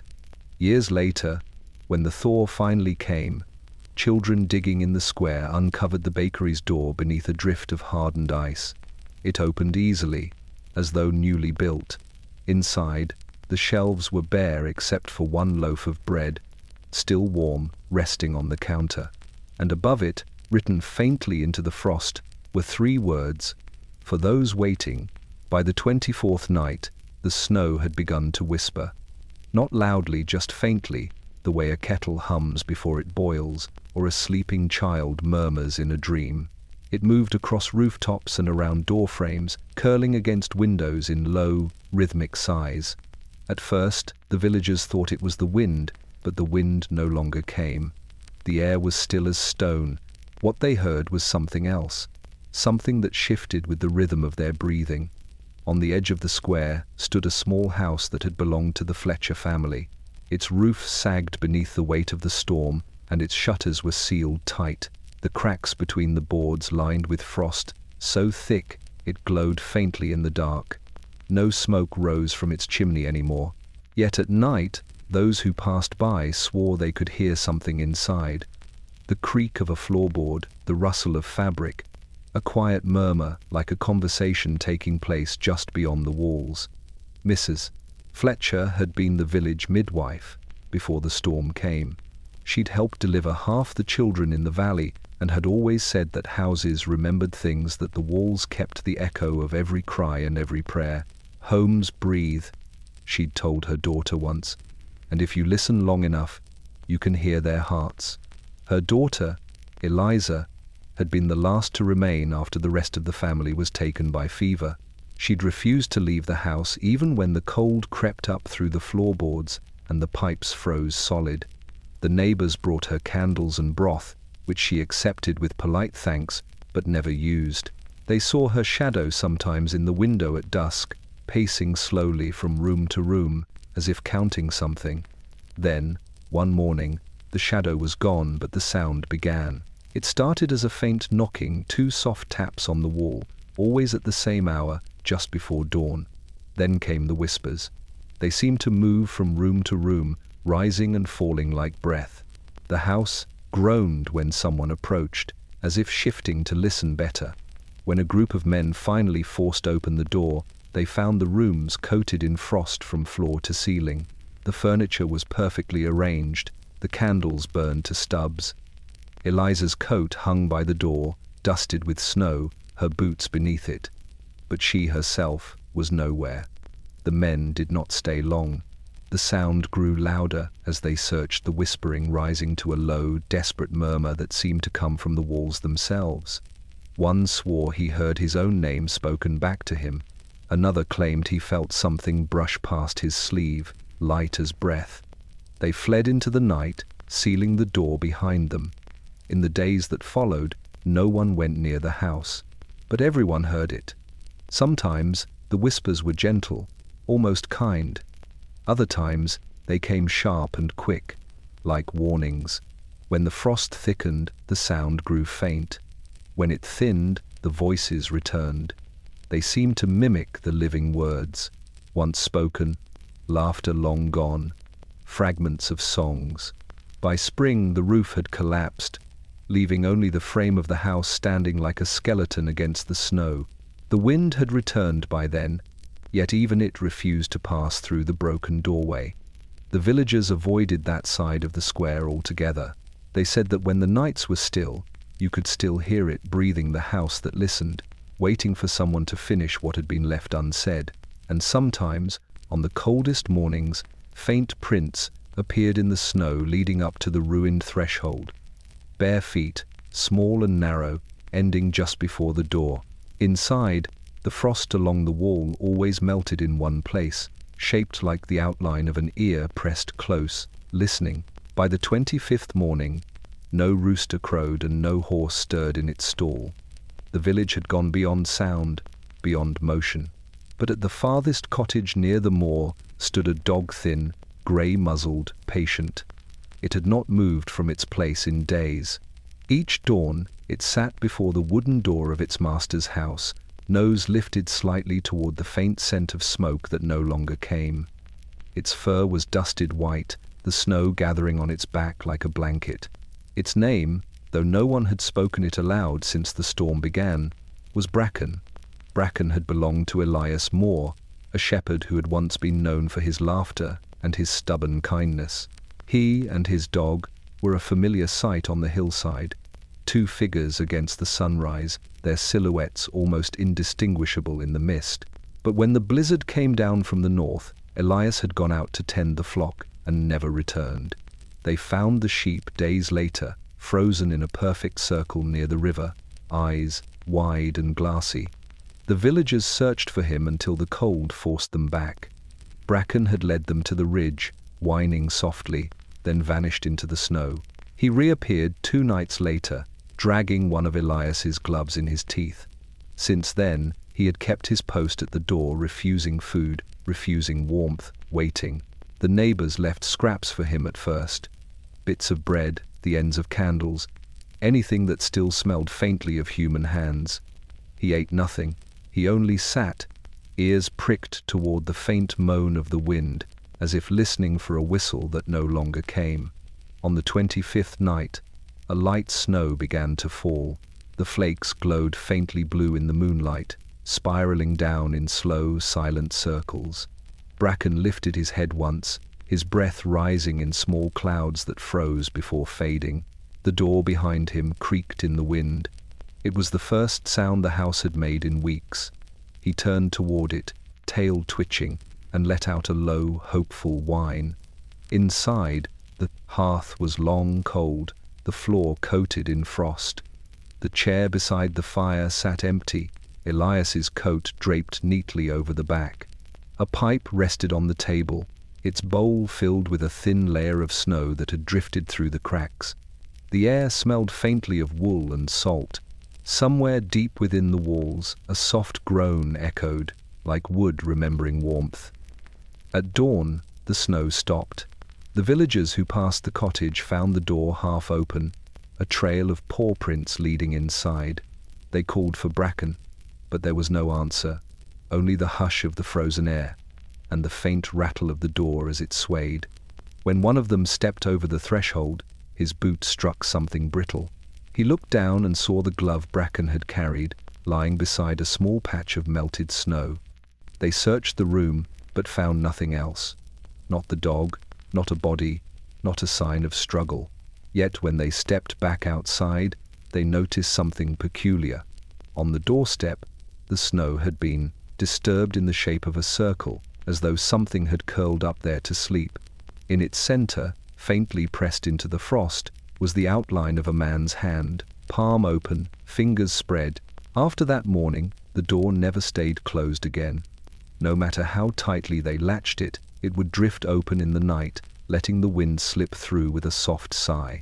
And when it did, those who lived nearby said they heard it, the faint thud of a tail against the floorboards, steady and patient, as though some loyal creature still kept watch, waiting for its master to come home.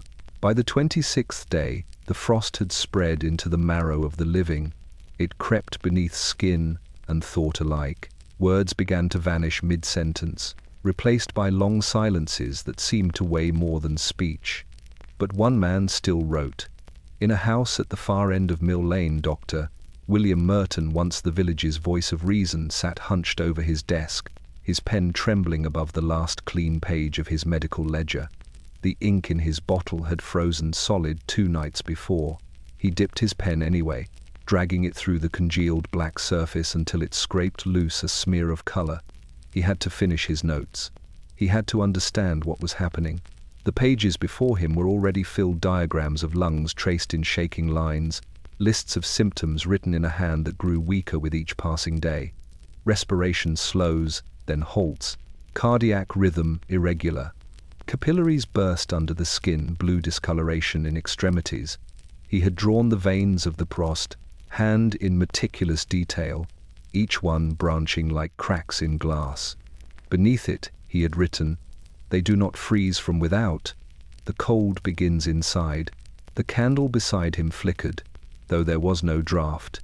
He paused to warm his fingers over the flame, feeling nothing. The numbness had spread from his fingertips to his wrist. He turned the page and began a new entry.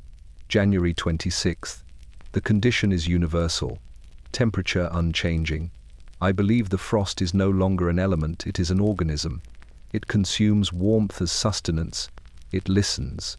The ink broke there, the line shivering into nothing as his pen caught on the stiff paper. He reached for another quill but found none. The others had frozen in their cups, stiff with rime.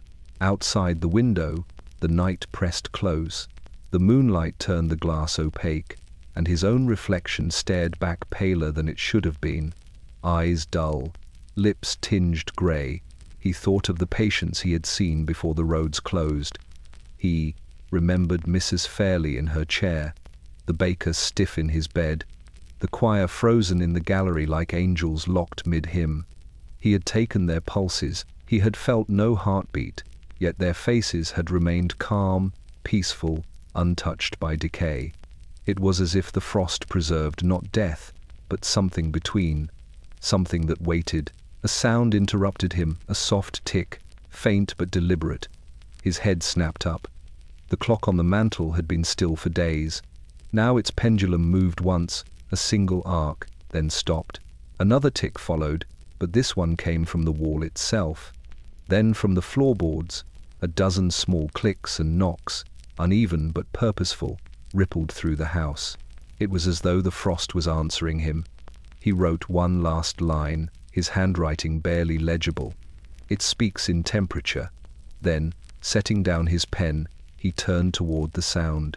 It came now from the window, slow and rhythmic, a pattern traced in frost across the glass, curling like script. He rose to his feet, transfixed. The pattern glowed faintly blue, its lines twisting into letters that faded almost as quickly as they formed. He leaned closer, breath fogging the glass. The final word before it vanished was his own name. When the villagers entered his house weeks later, they found the journal open on the desk. The ink had bled outward in small, branching veins, spreading across the page like frost on a pane. His chair was empty, but the frost on the floor formed two perfect footprints leading from the desk to the window and stopping there, as if the doctor had simply stepped into the night. By the 27th night, the cold had ceased to frighten anyone. It had become a language, one the villagers no longer tried to resist, only endure. But that evening, when the sky turned the color of old pewter and the wind began to rise again for the first time in weeks, something changed. A faint light appeared in the square, one small flame burning in the darkness. No one knew who lit it, but within the hour, another joined it. Then another. Soon, a dozen lanterns glowed against the snow, their glass sides trembling with warmth. The villagers called it the vigil. They said it was for the lost, though by then, everyone was lost in some way. They gathered in silence, wrapped in blankets and rags, their faces hollow and grey in the flickering light. The air shimmered with frost that refused to melt even near the flames. The vicar brought the church's last candle and placed it in the center of the square, its wick burning low but steady. Around him, the people bowed their heads, not in prayer, but in something quieter, deeper. It was not hope they shared, but remembrance. The light from the lantern spread over the snow, casting long golden streaks that seemed to stretch far beyond the village limits. The air itself began to hum faintly, a resonance that rippled through the frozen ground like the echo of a heartbeat.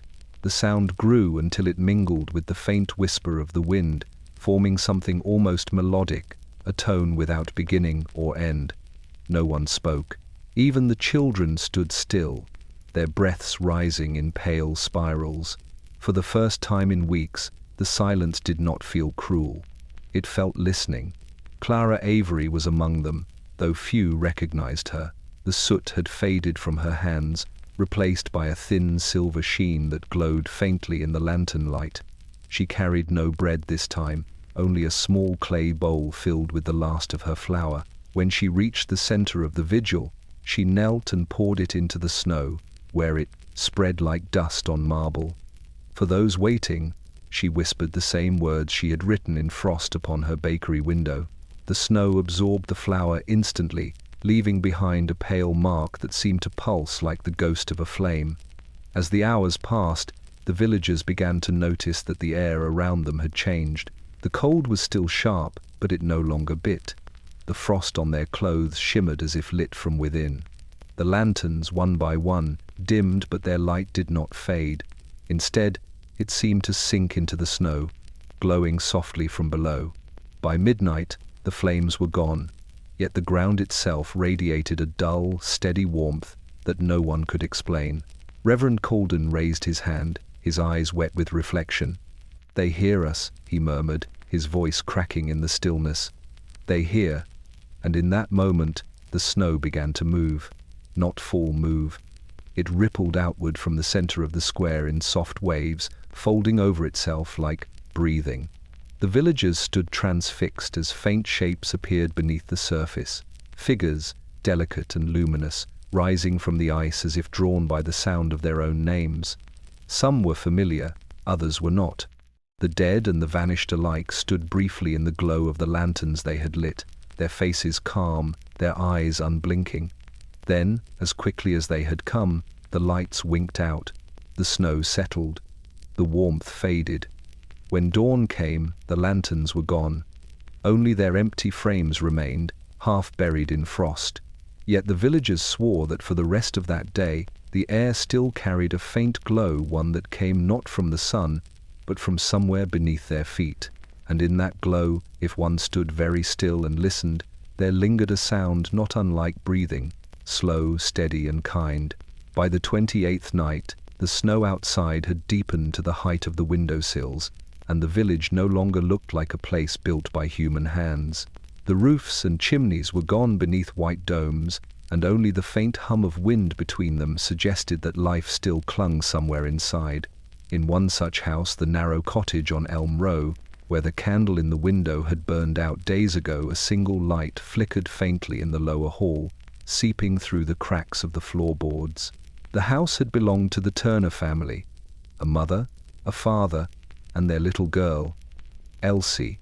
The mother had taken ill in the first week of the frost and passed before the doctor's final rounds. The father, a mason by trade, had spent the days that followed sealing the windows, stuffing rags beneath the doors, trying to trap warmth where none remained. Each time he struck a match, the flame faltered. Each time he built a fire, the wood turned to ash without heat. He had gone out once to fetch coal from the blacksmith's store, promising his daughter he would return before dark. That was 6 nights ago. Elsie had waited by the window until she could no longer see the path. The cold crept into her fingers and toes first, then behind her eyes, making the world blur. When the last candle guttered, she remembered what her father had told her long ago, when storms had frightened her. If the night gets too loud, hide beneath the stair. The house will keep you safe there. So she crawled into the narrow space beneath the wooden steps, wrapped in her mother's shawl, and waited. The house shifted around her as the storm pressed against its walls. Each creak sounded like a sigh. She whispered to it, telling it stories the way her mother once told her bedtime ones. Her voice grew quieter each time until it was only breath. Somewhere above, a window cracked, and snow began to drift through the ceiling beams. She closed her eyes and pressed her cheek to the floorboards. Beneath her, she thought she heard something faint and rhythmic, like the echo of a heartbeat deep in the wood. She imagined it was her father's footsteps, coming closer, keeping time for her to sleep. When the storm finally broke days later, the neighbors came to check the house.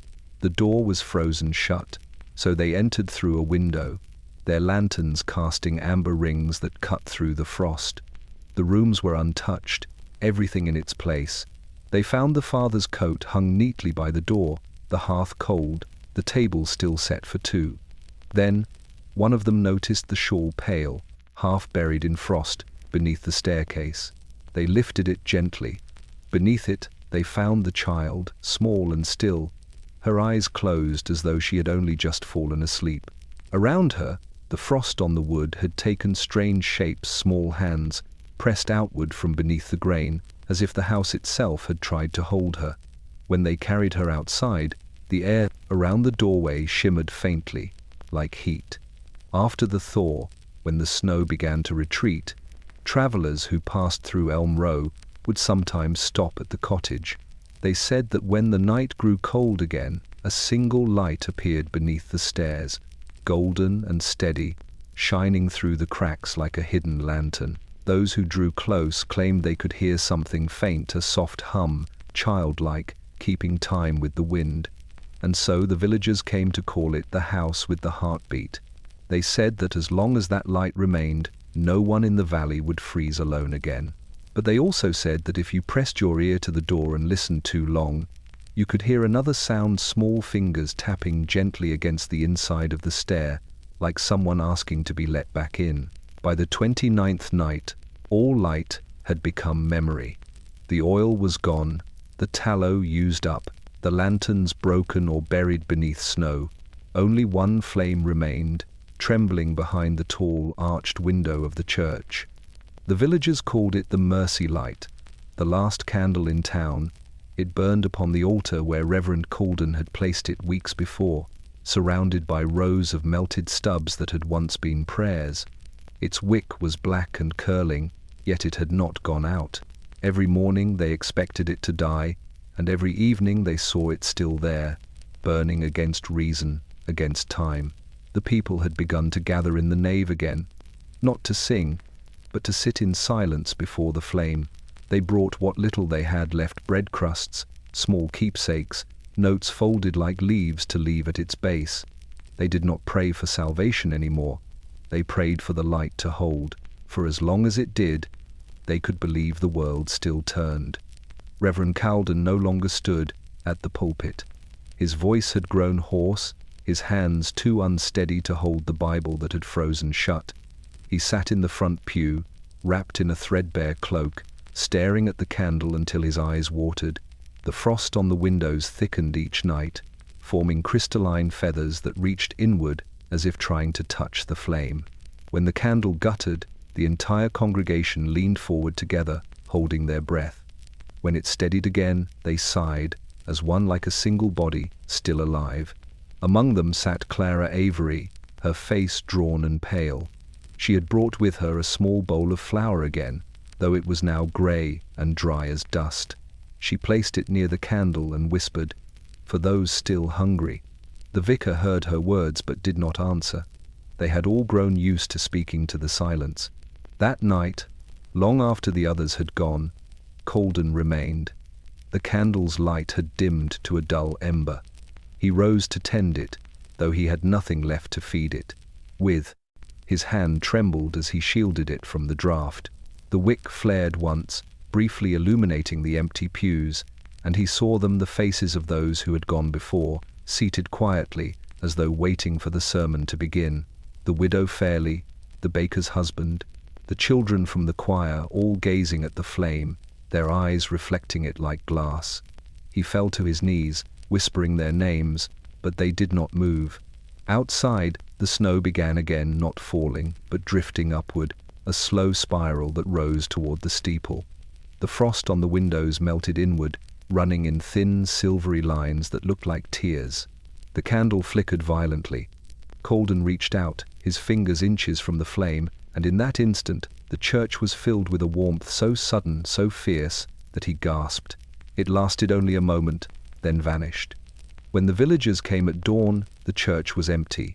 The pews were dusted with ash, the windows clear for the first time in months. The candle was gone, but in its place was a small pool of melted wax that had hardened into the shape of an open hand. In its center, a single spark still glowed, faint but alive, like the pulse of something buried too deep to die. That night, the villagers said the square shone faintly with a golden hue, though no lamp burned there.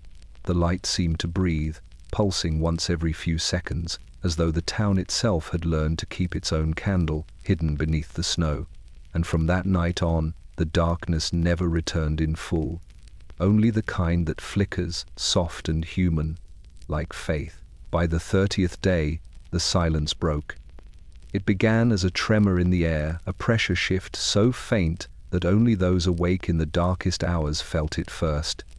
Curtains stirred, doors creaked softly on their hinges, the frost along the eaves shivered, flaking off in crystalline dust.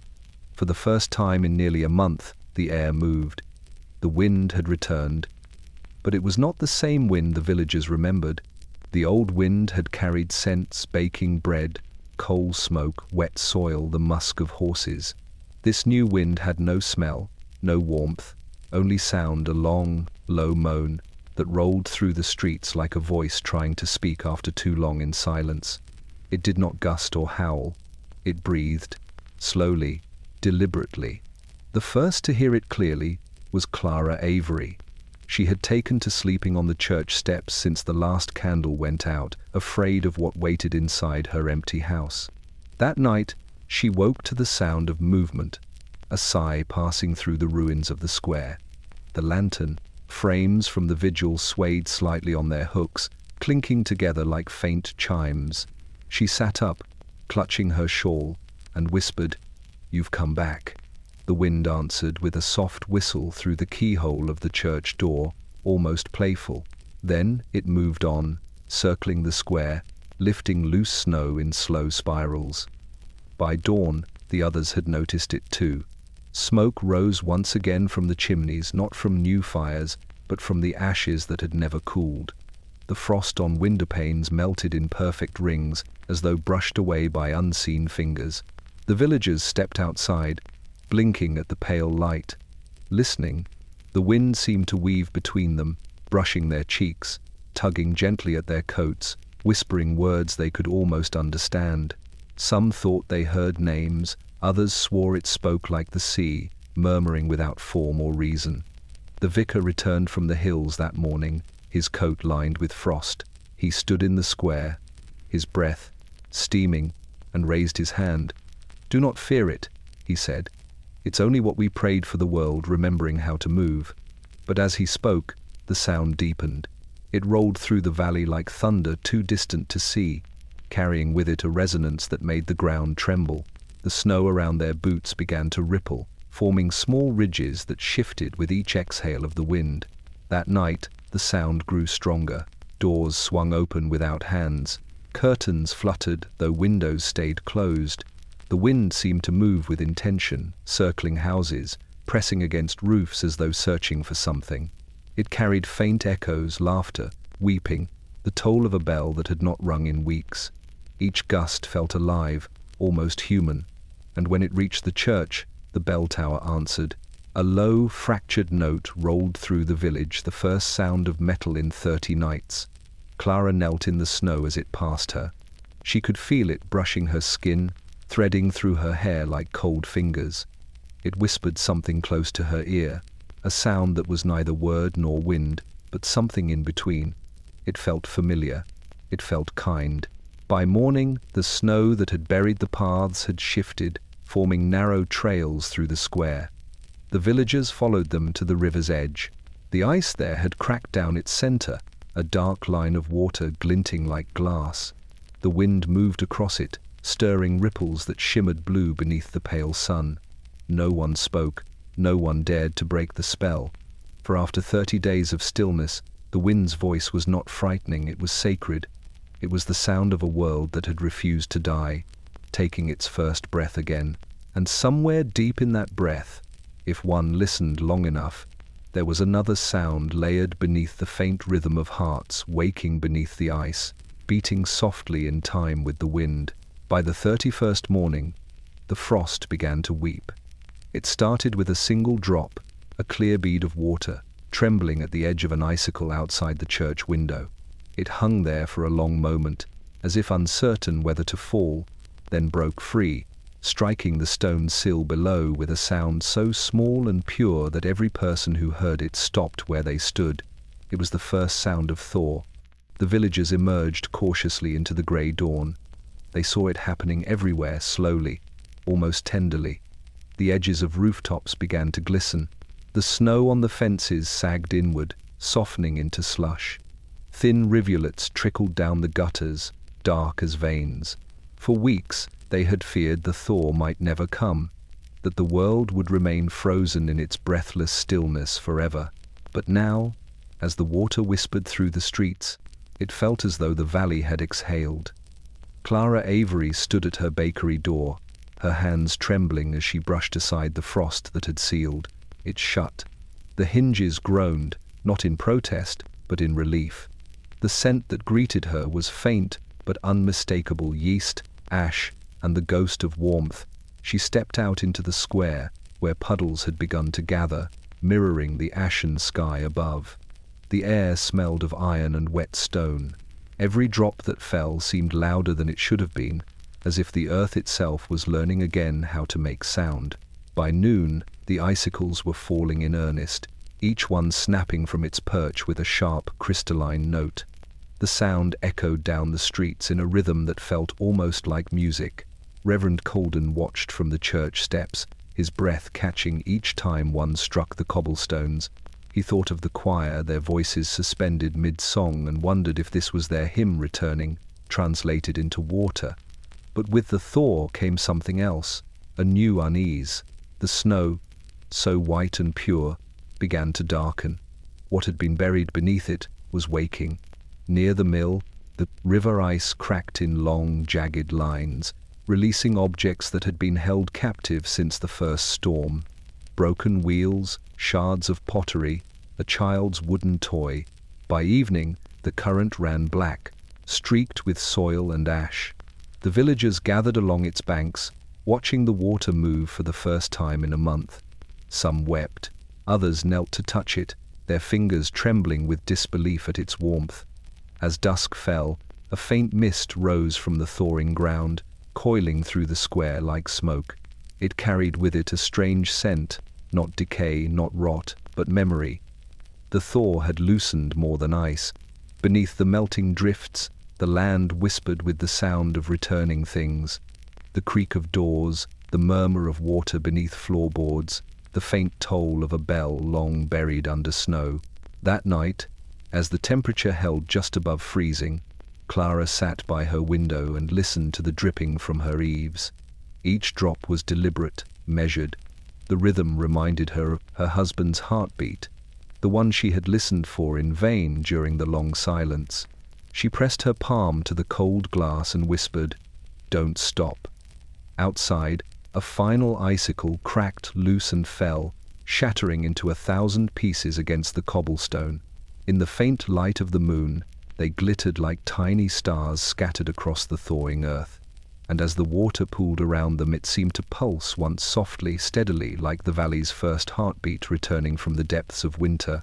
By the 32nd day, the air no longer felt empty.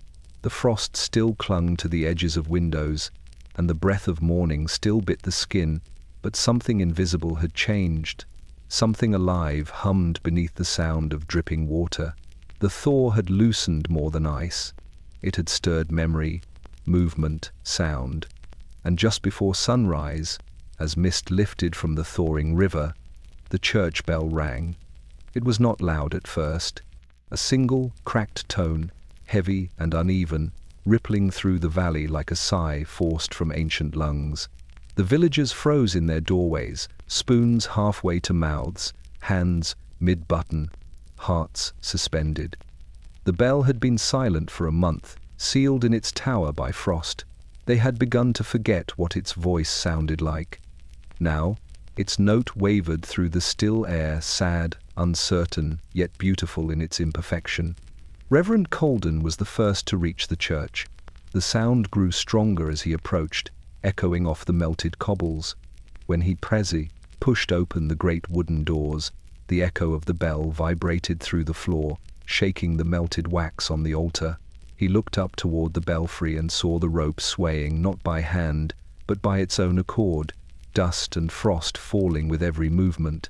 He gripped it instinctively, though it felt warm beneath his palms, as though the tower itself were bleeding the cold away.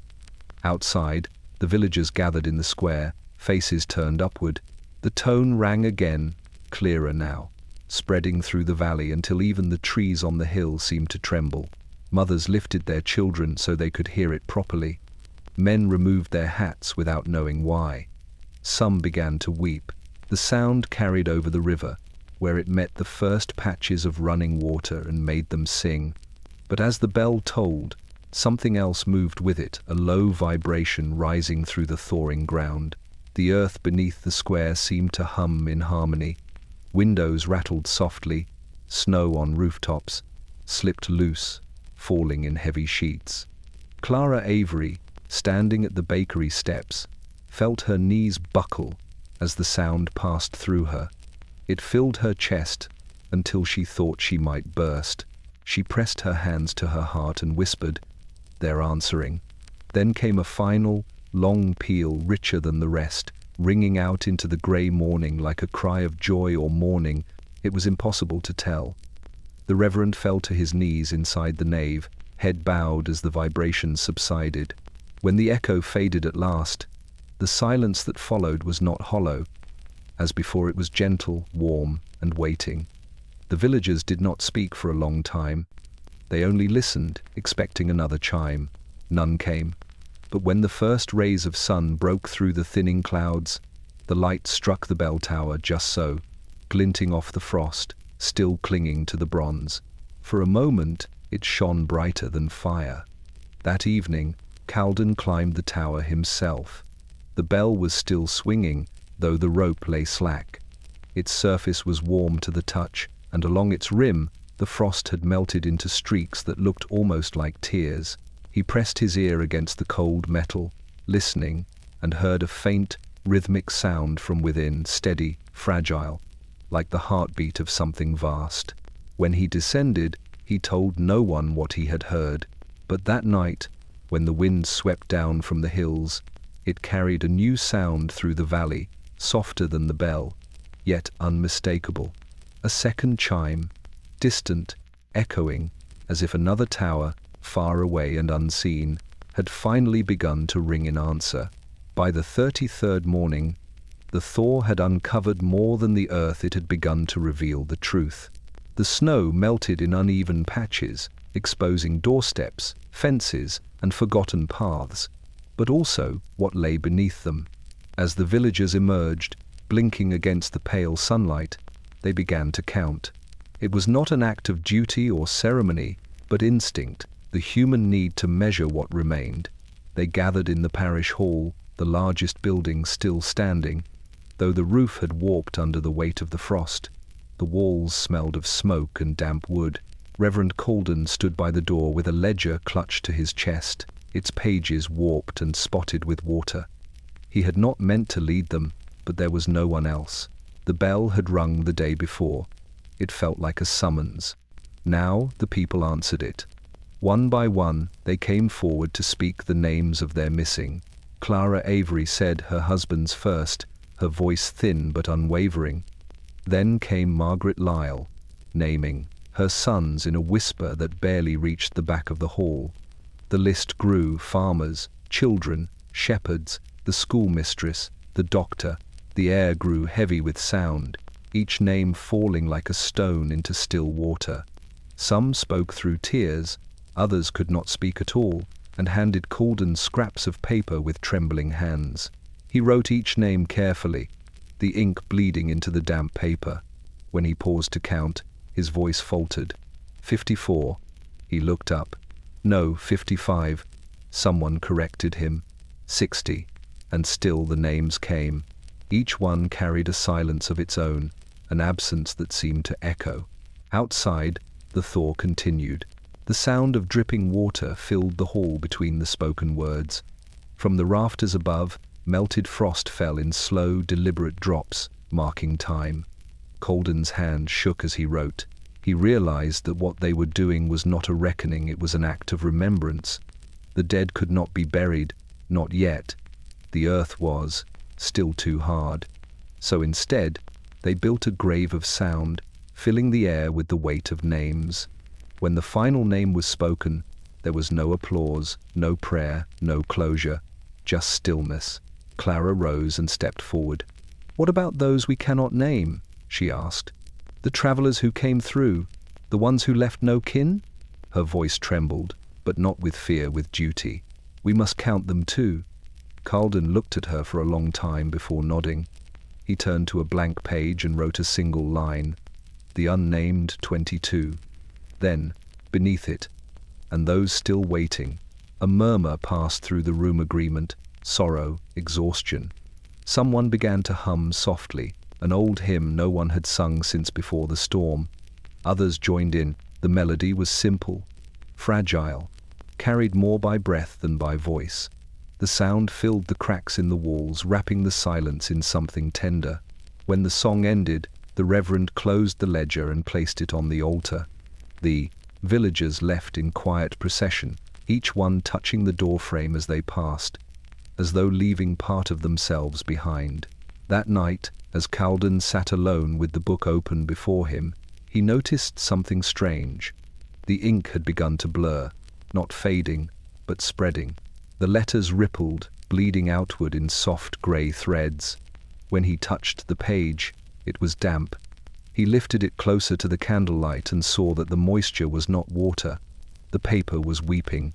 He listened to the sound of dripping, steady and rhythmic. Outside, the wind had stilled again. The tears of the ledger fell one by one, darkening the wood of the desk.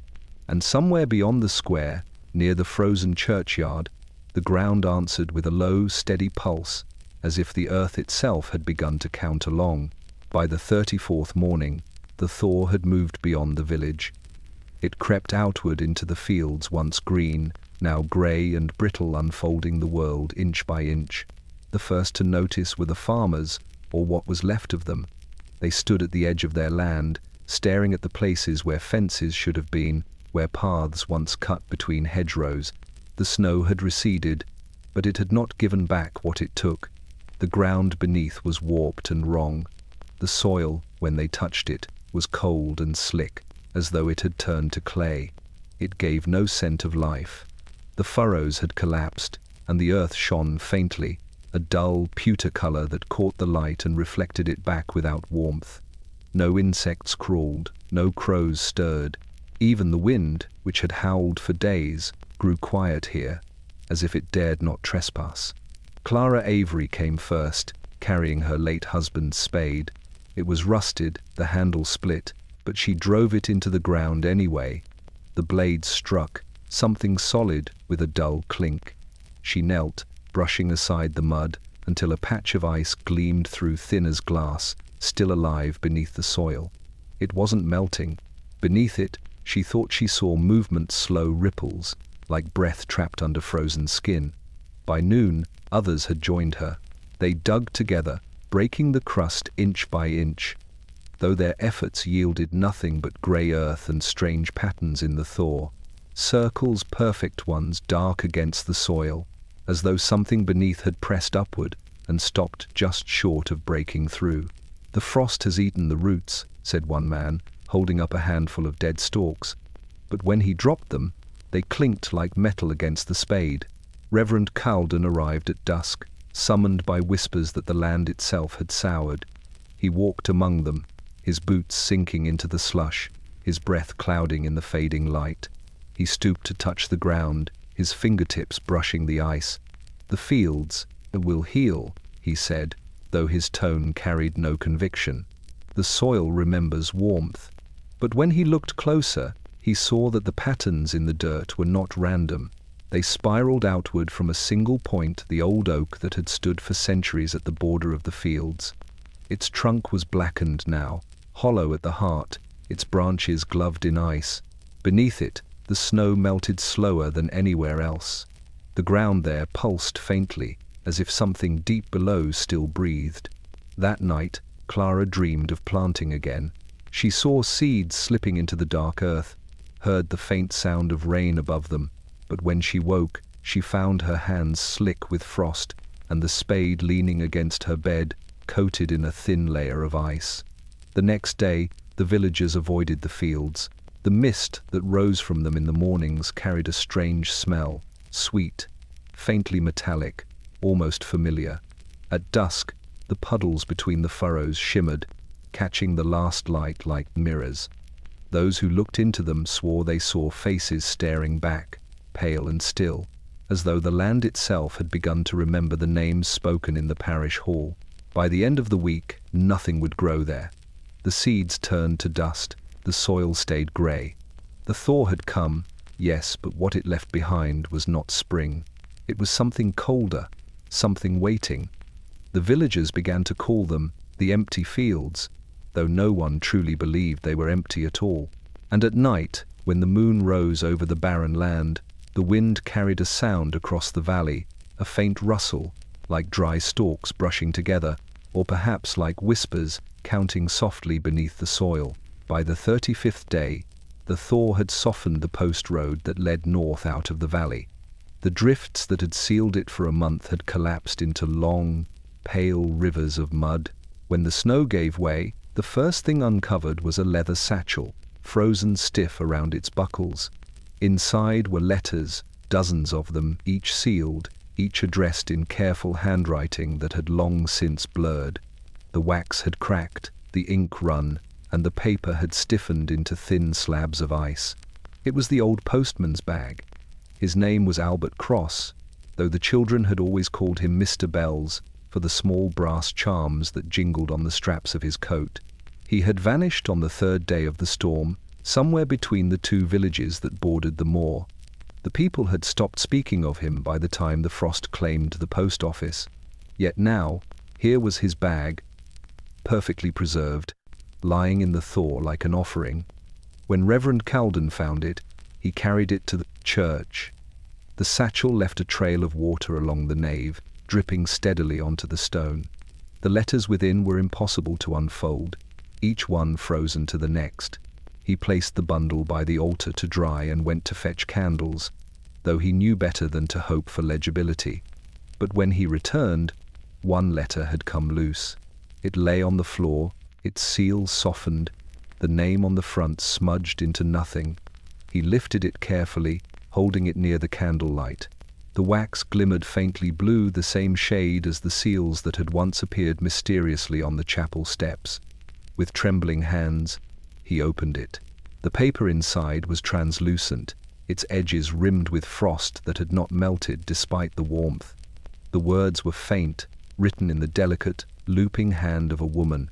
"Dear whoever receives this, there is no direction left. The snow has taken the road and the sky alike. We have burned the signs. The air is full of voices that speak without sound. I have tried to follow them, but they only lead back here, to the edge of the woods. I do not think this is death. I think it is a pause between what was and what must come next. If you find this, light a candle for us. Even if no one is left to see it, no signature followed, no address. The ink had bled into the fibers, spreading outward in patterns that looked like veins or tree roots. Calden turned the letter over. There, pressed faintly into the paper, was a single fingerprint perfectly preserved, rimmed with frost. He touched it, and for an instant, the air around him grew colder. The candle beside him flickered low. That night, he laid the rest of the letters before the altar, arranging them in a neat line. The villagers came quietly to see them. As though visiting a grave, they spoke no words, only stood in the glow of the small candles that still burned in defiance of the frost. The letters began to thaw one by one. The ink spread and merged, and the words became impossible to have been read, but the air grew rich with the scent of paper, wax, and salt, like a sea breeze far from any shore. By morning, the letters were gone. Only the satchel remained, its brass charms silent, its leather soft and dry. Some said the letters had burned, others said the wind had taken them, carrying them to where they were meant to go. But those who passed the churchyard that evening saw faint white shapes drifting through the mist slips of paper, glowing faintly against the dark, rising higher with each gust. They floated until they vanished into the sky, and though no one could read them, every villager who saw them claimed they understood the same message without words, that something had reached its destination at last, and that even silence could find its way home. By the 36th night, sleep had become treacherous. The thaw had made the air wet and heavy, and the sound of dripping water filled the houses like a heartbeat that wouldn't stop. Those who could still rest at all dreamed vividly dreams of motion, of sound, of voices calling from places they no longer recognized. But the widow Fairley's dream was different. Hers was not of waking life, it was of return. They said she had died early, one of the first to fall to the cold, and that her neighbor had found her seated by her window, her hands folded neatly in her lap. But on that 36th night, when the fog rolled down from the moors and swallowed the village in a silver hush, someone saw a light flicker in her cottage again. At first they thought it was the reflection of the moon, but then it moved slowly, steadily, from one room to another, like a lantern carried by a careful hand. Inside, the air smelled faintly of lavender, smoke, and something older like damp earth. The chair by the window sat empty now, but the indentation in its cushion had never risen. The frost that had sealed the shutters had melted into thin lines that ran like tears down the glass, and in the faint glow of the light that moved through the room, the walls seemed to breathe, swelling gently with the rhythm of a sleeping house. It was said that the widow dreamed of her husband that night, the one she'd buried long before the storm. She saw him standing on the riverbank, coat open, snow melting in his hair. He was younger than she remembered him, his face unlined, his eyes bright. He held out his hand and said, "It's nearly morning." His voice was not warm, not cold, but steady, like the wind just before sunrise. She followed him through the dream, her bare feet sinking into snow that did not bite. The sky above was black, but threaded with color green and gold, like firelight trapped in glass. Around her, the world was thawing. The river cracked and groaned, its surface gleaming, alive. Her husband walked ahead, never looking back, the snow hissing softly beneath his boots. When he reached the center of the river, he stopped and turned. "You've waited long enough," he said. "Come home." And she stepped forward. The ice held her weight, then gave a soft sigh, the sound of release, not breaking. Beneath it, light shimmered, the air filled with the faint toll of a bell, though distant, as if heard underwater. The last thing she felt was warmth, not from the sun, but from something older, something that had been waiting for her all along. At dawn, the fog lifted. The cottage door swung open on its own, creaking softly. Inside, the chair by the window was empty again, but the candle on the sill burned low, its wax still warm. On the table beside it lay a single frost-edged feather, white as bone. When the villagers came later, they found the floorboards damp, as though someone had walked through melting snow. And from the window, faint footprints led away from the house, across the thawing yard, toward the river. They ended at the water's edge, two sets of prints side by side, vanishing where the ice began. And though the surface of the river was still unbroken, a faint ripple moved through it then, circling outward as if something beneath had turned over in its sleep. That evening, as dusk fell again, a light glowed once more in the widow's window.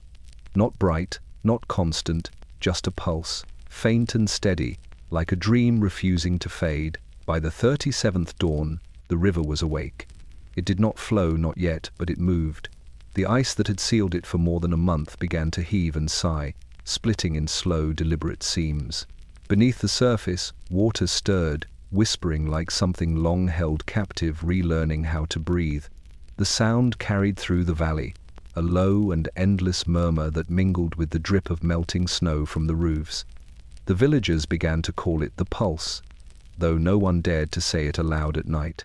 The first to reach the river that morning was Reverend Calden. He followed the path where the widow's footprints had ended, though new water now covered the trail. The frost bit through his boots, and the air shimmered faintly around the riverbank, as if light itself was bending there. The ice was dark and glassy, veined with cracks that glowed faintly blue. Beneath them, he saw movement slow, rhythmic, unmistakable. Each pulse sent a ripple outward, shivering the broken edges of the ice. He knelt beside it and whispered, "You're alive." His voice fogged the air. The river answered with a soft groan, deep and resonant, like a body stretching after too long a sleep. A thin mist rose from its surface, coiling around him. It smelled faintly of salt and iron. By midday, others had come. The villagers stood along the banks, their faces pale in the grey light. No one spoke, they only listened. The water beneath the ice moved faster now, the rhythm stronger. It was not random, it was steady, measured like a heart. Every few seconds it surged upward, pressing against the ice until the surface bulged, then fell back with a sigh. Each beat seemed to echo through the earth itself. Someone dropped a stone into the current. It sank without sound, vanishing into the black beneath. A moment later, a pulse rose from that very spot, as if the river had taken the offering and answered in kind.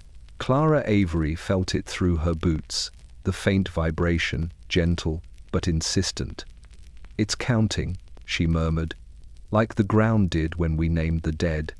Calden nodded, his eyes fixed on the center of the river. The cracks there had widened, forming a circle. Within it, the water churned in slow spirals, glowing faintly in the dim light. He thought of the ledger, of the tears it had shed upon his desk, and wondered if this was where they had gone to feed this strange rebirth. That night, the sound of the river filled every house. It wasn't loud, but it was everywhere beneath the floorboards, inside the walls, threading through dreams. Children woke weeping, saying they'd heard voices in the water calling their names. The old and the sick lay awake, their pulses matching its rhythm, until sleep took them again. Near midnight, the bell in the church tower rang once. No one had pulled the rope. The note rolled over the river, and for a moment the pulse quickened. The water beneath the ice glowed brighter, almost white. Then it slowed again, soft and steady, as if soothed by the sound. At dawn, when the first light touched the valley, a section of ice near the center gave way with a long, deep crack. The river breathed out a mist so warm it melted the snow along its banks. Beneath the steam, the water shone dark and alive, rippling in rhythm with the faint toll of the bell still echoing from the hills. By the time the villagers gathered again, the thawing had spread upstream. The river flowed freely in parts now, weaving black and shining through the last of the frost. They stood in silence as it moved, feeling the earth stir beneath them. It was not joy they felt, not relief, but awe, an understanding that something greater than winter had ended. For the first time since the storm began, the world was moving again, and somewhere deep within the current, a sound lingered, quiet but unmistakable, a steady, patient heartbeat, as if the river itself had remembered what it meant to live. By the 38th day, the thaw had reached the heart of the village. What the frost had silenced, memory began to stir awake. Doors that had been sealed for weeks opened with aching groans. Shutters swung loose, releasing stale air that smelled faintly of soot, melted wax, and something sweeter like lilies left too long in a vase. The streets were still half buried in grey snow, but they no longer glittered with the cruel stillness of death. They glistened with movement. Water trickled down the cobblestones, winding between the stones like new veins, whispering through alleys and down cellar steps. The people who remained emerged cautiously, blinking into the soft light that filtered through the fog. They did not yet speak to one another. Instead, they listened. Beneath the steady hum of the thaw, they could hear the faintest echoes, the bark of a long, quiet dog, the hammering of the blacksmith's forge, the laughter of children that no longer lived to make it. The sounds were not truly there, not in the way the river was, but they carried through the air nonetheless, shadows of the living carved in memory. Clara Avery was the first to step into the square. She had burned through every scrap of wood left in her bakery, and her hands were streaked with soot. When she looked at the cobbles, she saw her own footprints frozen beneath the thinning layer of ice, one for each day she had waited for her husband to return. She knelt and pressed her palm against them. They were melting now, the ridges dissolving into water, but she could feel the faint vibration beneath her hand, the river's pulse, still traveling through the ground. It was as if the valley itself remembered her steps and was returning them. Reverend Carlden joined her soon after. His coat hung loose on his shoulders, and the frost in his beard had turned to water. He carried with him the ledger of names, its pages warped and heavy. Without speaking, he opened it to the middle, where the ink had bled and merged into a wash of grey. The villagers gathered around him, what was left of them, and he began to read.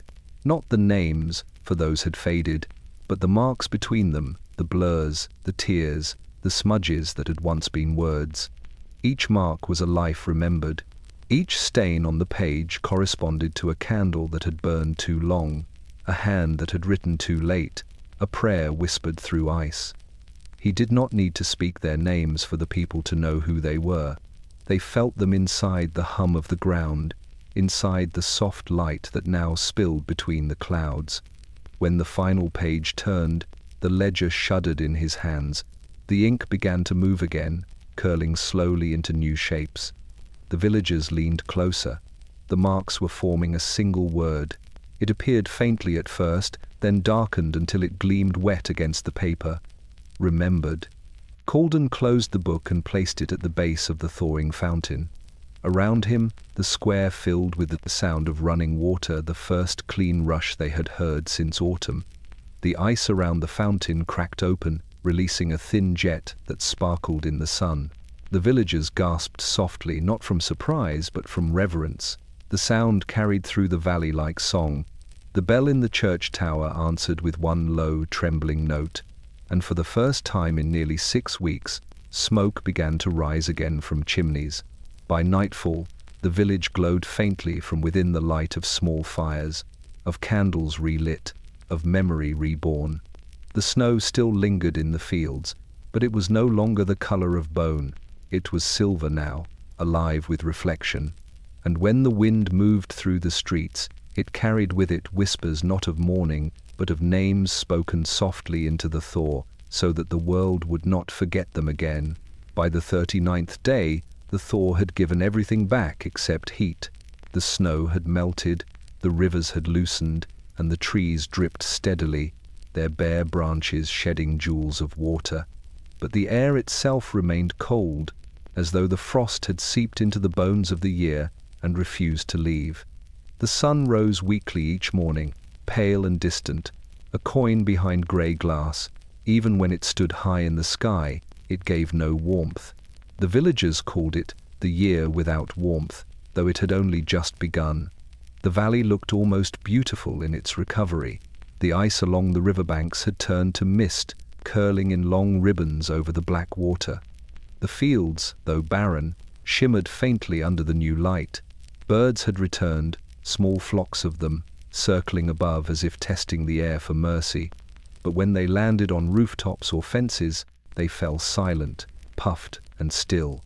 They too seemed to feel that something essential had gone missing. The villagers worked, quietly, rebuilding what could be rebuilt. The mill wheel creaked once more, though it turned sluggishly, as if unsure it should. The schoolhouse door was mended, but no voices came from within. Clara Avery had reopened her bakery, kneading flour into pale, thin loaves that refused to rise no matter how long she waited. Reverend Calden walked through the streets each evening with his collar open and his eyes half closed, listening for the sound that had not returned, the laugh of a child, the hammer of labor, the unthinking rhythm of the living. The world moved, but it did not breathe. At night, the fires in the hearths burned low, and the villagers sat close to one another, their faces turned toward the glow. But even in the light, they shivered. The cold had changed it, no longer bit or burned. It lingered. It was a remembering cold, a patient one. It seemed to live inside their skin. Some said it was the price of survival. Others said the frost had taken something from them, something they could not name, and left them hollow in exchange. One evening, Clara stepped outside and looked toward the hills. The mist that clung to them glowed faintly under the moon, and from deep within it came a hum, soft and low. The sound was almost comforting, like a heartbeat buried beneath miles of snow. She closed her eyes and listened, feeling it vibrate through the soles of her boots. It felt like the earth speaking a reminder or a warning. Reverend Calden joined her at the edge of the square. "It won't go away," she said softly. He shook his head. "No, I think it's become part of us." The wind shifted, carrying with it the faint scent of ice and river water. From the direction of the fields came a sigh, long and low, as if the valley itself were breathing out the last of winter. But the air that followed was still cold, clean, sharp, eternal. When morning came, frost had crept back across the windows. Thin, intricate veins of it curled over the glass, delicate and deliberate. Clara traced one with her fingertip and whispered, "You're not done, are you?" The frost pulsed faintly beneath her touch, as though answering. By noon, the sun shone bright but gave nothing. Smoke rose from chimneys, but no warmth spread through the rooms below. Even the river gleamed without reflection, its surface too cold to mirror the sky. So the villagers learned to live in the half-light of the thaw. They built their fires higher, layered their coats thicker, spoke in softer tones. And when they prayed, they no longer asked for spring. They asked only for warmth, not of the air, but of the heart. For something had changed in them, quietly and forever. They were alive, yes, but their breath fogged in the air like ghosts who hadn't yet realized they'd survived. And as the year went on, they began to wonder whether the frost had ever truly left, or whether they had simply learned how to live inside its shadow. By the 40th day, the world had steadied. The frost no longer crept across the windows at night, and the snow had retreated to the far edges of the hills, leaving behind fields pocked with puddles that reflected a sky the color of pewter. The river moved freely now, but its song was subdued, a low murmur beneath the steady breathing of the valley. The people, what few remained, worked quietly among the ruins, patching fences, clearing fallen beams, marking graves where they could remember the names. But even as life resumed, something remained unchanged: the silence. It was not the cruel, suffocating stillness of the long winter. It was gentler now, almost sacred, yet it lingered everywhere, woven through the thaw like a thread that refused to break.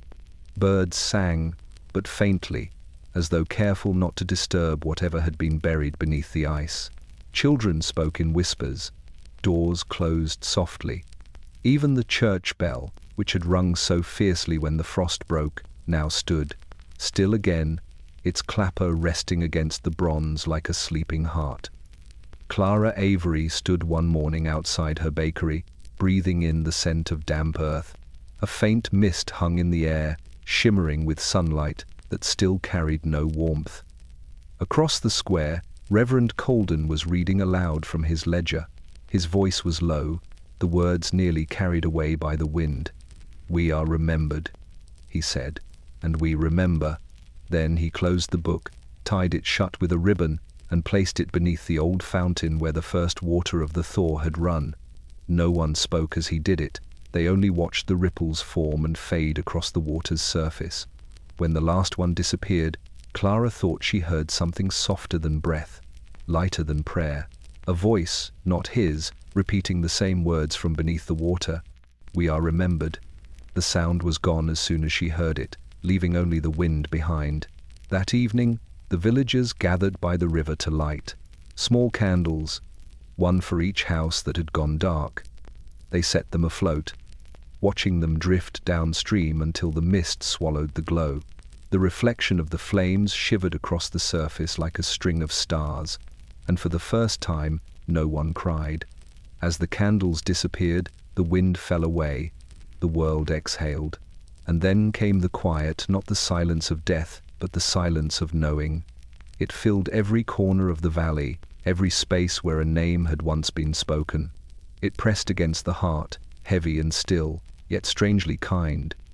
The people felt it settle within them, like snow that never melts, soft and permanent. In the days that followed, the thaw completed its work. The roads cleared, the trees budded cautiously. The river's pulse slowed to a steady rhythm, but the silence never left. It clung to the hills, to the rooftops, to the soundless chiming of the church bell when the wind touched it just so. Years later, when travelers passed through the valley, they always spoke of it. They said it was the quietest place in the world, not empty, not mournful, but full of something deeper. The air itself seemed to hold its breath, as though guarding a memory too fragile to name. And on still nights, when the moon hung low over the river, they said you could hear it, the faintest echo, rising from beneath the water. Not weeping, not warning, just a single phrase, carried through time like a prayer. "We are remembered." The villagers never spoke of the storm again. They lived and they grew old, and they taught their children to listen to the frost, to the wind, to the hush between heartbeats.